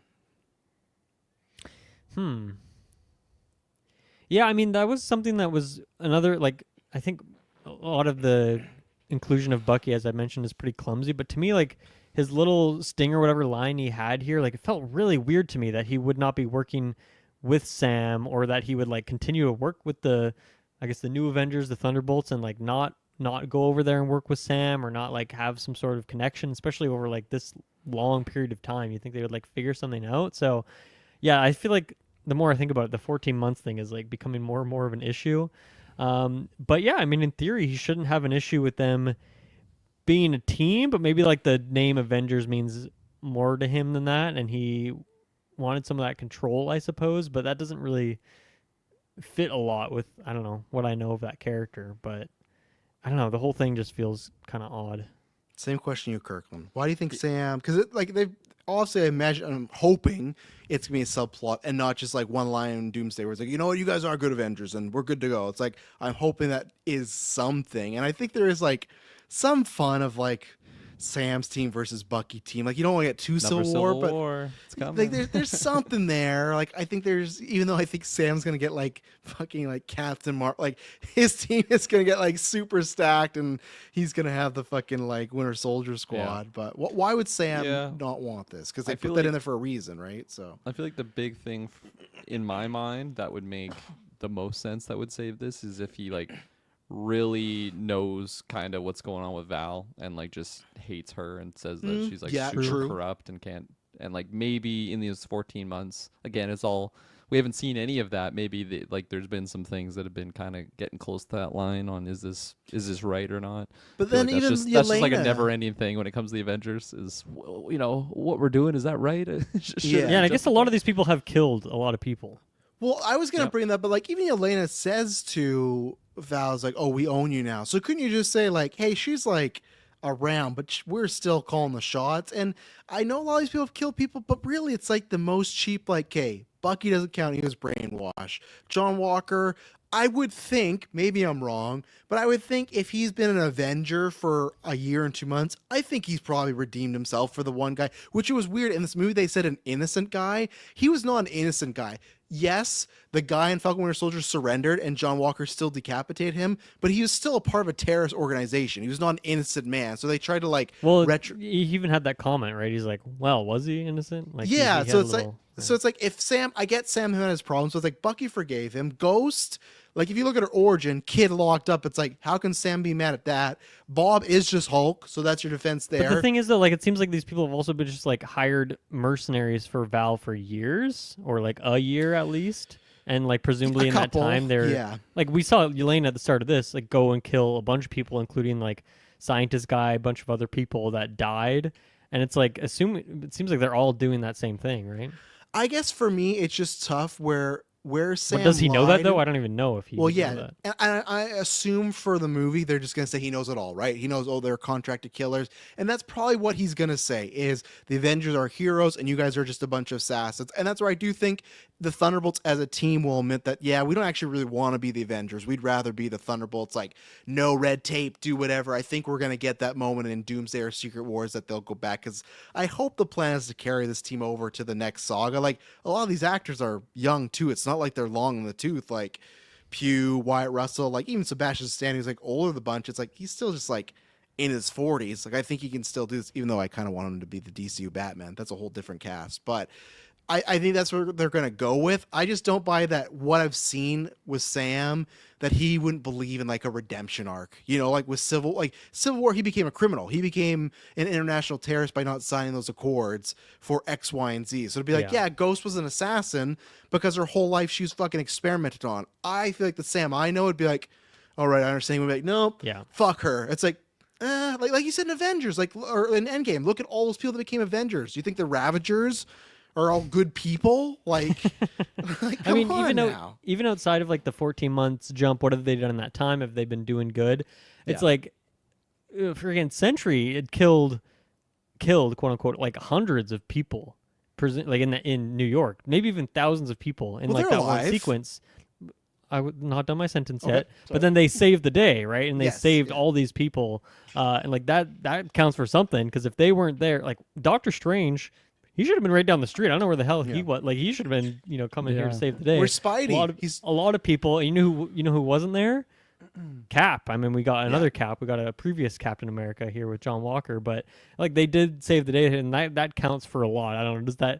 Does that go over the red ledger that they have? Like I don't know, but like counts for something at least. Natasha was a you say red ledger. Natasha was a fucking Avenger. She killed kids like Yelena. Like Hulk. That's right. Yeah, Hulk's led to deaths too, right? And I would think I think it's 2 years from Civil War to Infinity War that Sam, Cap, and Natasha are on the run together. So I think even if Sam had some question about Natasha, he'd probably bond and be like, you know what, I understand what happened to her. So it's a weird thing. And like you said, Dylan, they saved the city. I'm going to assume in the 12 months, they've not just been sitting around, they've been taking people out. And I know we don't, sometimes the animation stuff is hit or miss.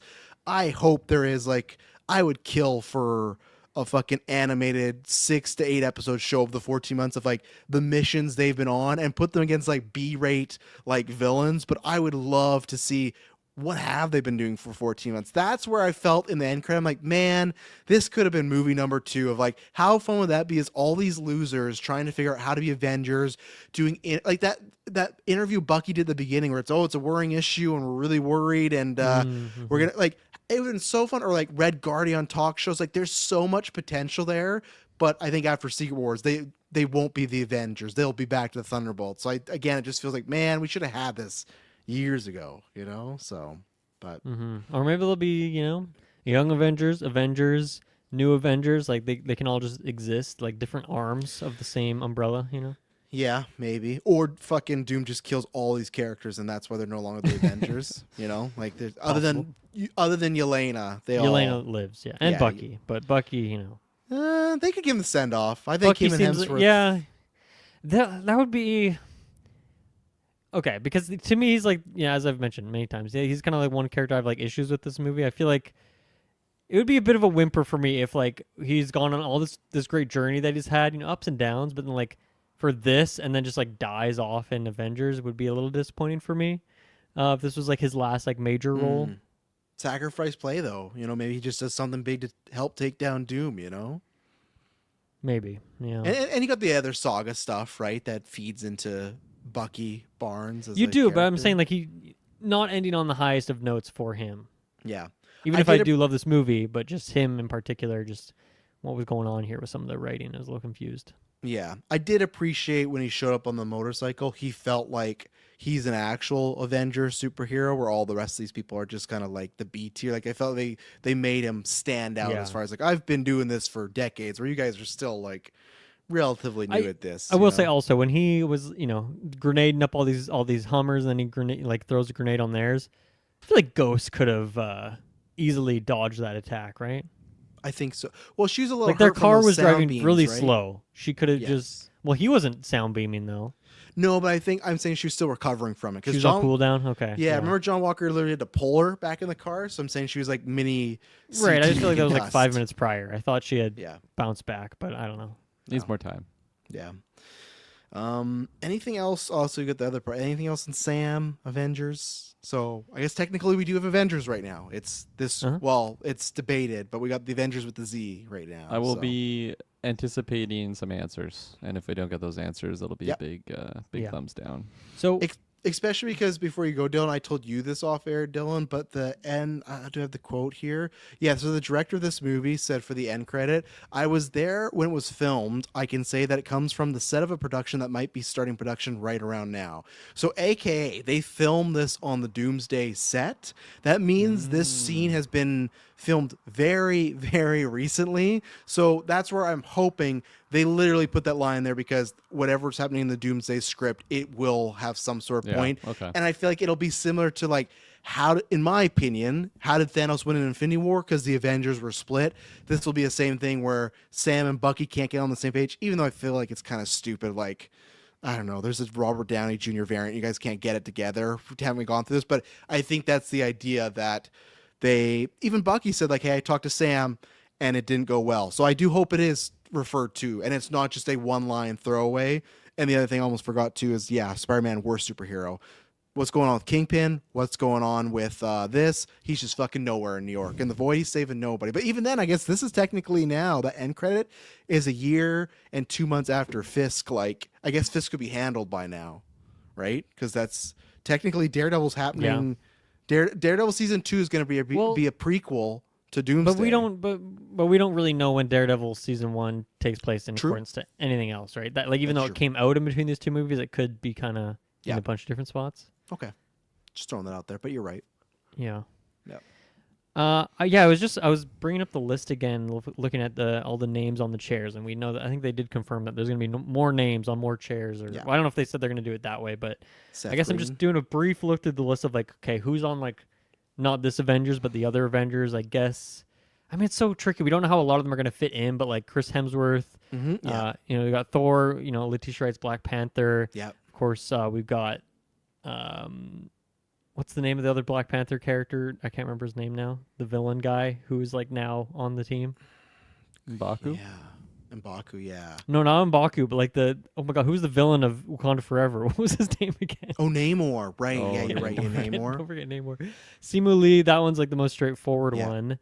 Danny Ramirez, as Little Falcon. His team is stacked already. We're at the 5. You got Paul Rudd, I don't know if obviously. Yeah, Paul. I don't know if Loki is like on the Avengers or if he just comes out from another realm, and then of course like the X-Men characters in their little realm. So I guess that's kind of the people on the crew right now. And again, even though for Cap, as it not being great, we talked about this, it's not smooth. It feels. Remember when we reviewed Daredevil and we're like, oh, you could watch Daredevil episode 1 and then 8 and 9. And it's kind of its own thing. I will say this feels like that, where it's like you can just watch Cap, Thunderbolts, Fantastic Four, and that gets you to Avengers. There's other great stuff in the other phases, don't get me wrong, but it's really feeling like, you know what? We don't have much time to set up Avengers, so let's make these these three films are very tied. Like Captain America has Bucky that sets the Congressman thing. This has obviously the team coming from space, and that's gonna. And I now I'm thinking like I would have had on my bingo card, but it's like fuck. Are the Thunderbolts? Are they gonna be in the end credits in Fantastic Four? Like you would assume, but that feels exactly like remember. God, what movie was it that had the end credit of after everyone was snapped, they were trying to call Nick Fury's pager, and Brie Larson showed up and said like, "Where is Fury?" This felt exactly like that of the Avengers. There's something wrong in space, and then boom, F4 logo. You know, which credit S Bubs, I saw it too, but fuck, man, you did not have to put in the credits that the Fantastic Four theme was coming because that happened. I was like, all right, so now I know the end credits, you fucking assholes. Like, I was reading the Discord while I was just waiting, and then of course I'm like, oh, that's kind of funny. So I knew of it then. But then when it actually came on, there was like three guys sitting in front of me, and they like pointed up. They're like, yes, oh, do you see that? I saw do you see that? Fantastic Four, Fantastic Four. Yeah, I was like, oh, and then okay. and then there was many people that didn't see that. So then when they actually saw the logo, that's when the hooting and hollering were coming out. People were getting pretty lively and excited for that. Thank you, S. Bubs. That was the Captain Marvel post-credit scene that had the Avengers in there, and then that set up her joining that. And that's what this was 101. It is the Avengers, and then that's what happened. So they have a space thing, which, again, I loved where Florence is using the machines, and Bucky's like, ask her to do this. She's like, I was gonna. It's okay, we'll ask to do this. Again, it's showing like he's like an actual Avenger where like Yelena and all the people are kind of like trying to be, but there's something going on in space. And and then you have Bob in the background, like, what do you mean space? I think we have lots. Or no, was it Bob or Walker that had that line about the space of the building? Like, maybe it's Walker where he's like, space, we got tons of space. Yeah. But they're like, no, something else. And then the computer's popping off, like, oh, contusion in space or whatnot. And then they go and they show it, and then you see the ship, which got lots of gas, and then they turn it, and then you got the F4 logo. Again, this filled in a good way old school MCU, like phase 1, where it's like, oh, the end credit for Iron Man 2 is Thor's hammers in a field. The end credit for Thor is we found this guy frozen in the water, and that set up Captain America. I think this is obviously the phases or the sagas about the end, but we've said this before, if you don't have great stuff, that's just go with old tried and true, set up the next movie. Hey, if you don't know Fantastic Four is coming, look. And same way with the Captain America end credit, it spoiled like, okay, Frozen guy is going to end up on the Avengers. Same thing. Now we know, okay, we already knew this, right? Like we knew the Fantastic Four was going to somehow get to this universe, but this was the confirmation. And as Bob says, Foggy spoiling the F4 movie before Scoopers can. I think I'm fine with it because I don't think it's a spoiler for us, the fanboys, and I think that will get people that are the GA to be interested. The same way with Captain Marvel when her pager went off in Infinity War, that became a $1 billion film. I'm not saying F4 will be $1 billion, but Dylan, were you caught off guard? Did you like this aspect of the end credit? F4 being shown coming into the 616 here? Yeah, I mean, it makes a lot of sense just based off all of the names once again that we got. It's like, okay, yeah, there's probably going to be like a few factions setting up here. How are they going to intertwine? And now I guess we can kind of assume that there's going to be some tension. And I'm really curious to see what that that's where a lot of this Sam Wilson beef with the new Avengers feels like maybe a little bit manufactured, so that we can have just like the first act of that movie, or even the first half, or maybe even the first 2 acts, who even knows, is like, going to be the heroes, not necessarily fighting each other, although I'm sure they'll do a little bit of that as well, as they feel each other out a little bit of battle until they like actually can have a conversation, figure out who each other are. But yeah, I just could not be more excited for that movie now, especially because like the Thunderbolts have now like got promoted in terms of how important they are, and it's like, yes, at first when we saw their names on the chairs, we're like, wait, what's going on here? But now it's like, 100%, they're gonna be leading this movie now, which is a crazy thought to have. But yeah, I can't wait for that movie. I was already super hyped, just all the conversations we've had about it in the last few months, whether it was just Downey or whether it was the chairs, but now, yeah, it's like pretty close. Like when you said that's like, we're only a couple of movies away from that, I was like, oh yeah, we are only a couple of movies away We're from that. We're a year away too. Pretty exciting. That's great. Yeah. Don't fuck it up, Russos. So let's just let's land that Don't plane electric good. state this one. Yeah, let's land the plane good, and then Feige company, you guys, you got X-Men. You got a nice gift waiting for all of us. You got X-Men clean slate, start over. It's just nice. But what about you, Kirkland? Yeah, no, I was super hyped. I think this movie just did such a great job at boosting the hype on kind of where we are at overall with the MCU, which is nice, to be having those thoughts.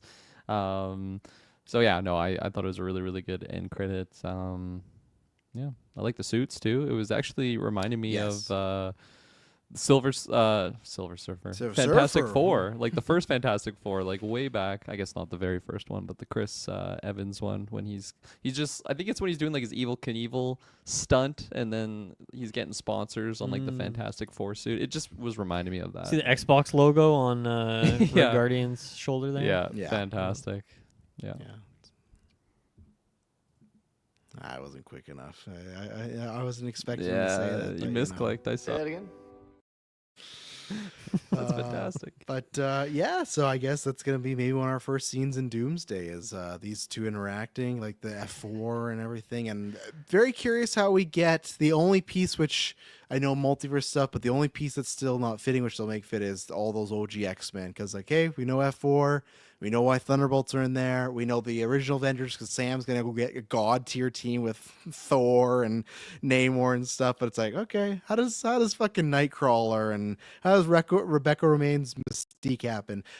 There's also part of me that just wonders, man, does that movie, like, you know how Infinity War opened with Thanos taking out the ship? Like, does that movie open with Doctor Doom just taking out that X-Men universe? I would not put it past them to do that, to be honest. Like, just to establish, and like we said, like that's why they're going to be fighting, because Doom can take advantage of them. That you have all these three fractions, maybe four, that can't work together. Doom comes in slim pickings, right? But we'll see. But yeah, I think it sounds like we're all more excited, and we'll talk to Taylor in the future. And yeah, hopefully next After 9 get people's thoughts, because I think that they need some wins right now. They need to get people excited. And man, if they can, they have this.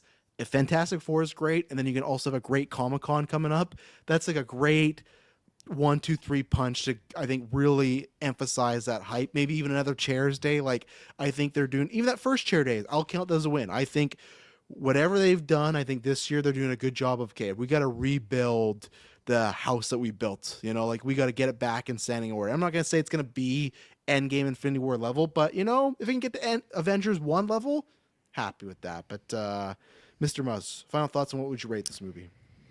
Yeah, this is a funny one where I was coming in super hot, and I'm still very hot, but I feel like as we talked through some things, it's like, oh yeah, there are a multitude of little things that don't really add up, or a little goofy, a little clumsy, that sort of stuff. So I think what I'm going to do for rating on this one is I'm going to give it a 9 with an asterisk. Damn, you fucking stole Did I beat you to it? Yeah, you did. Yeah, that's good. That's good. Yeah.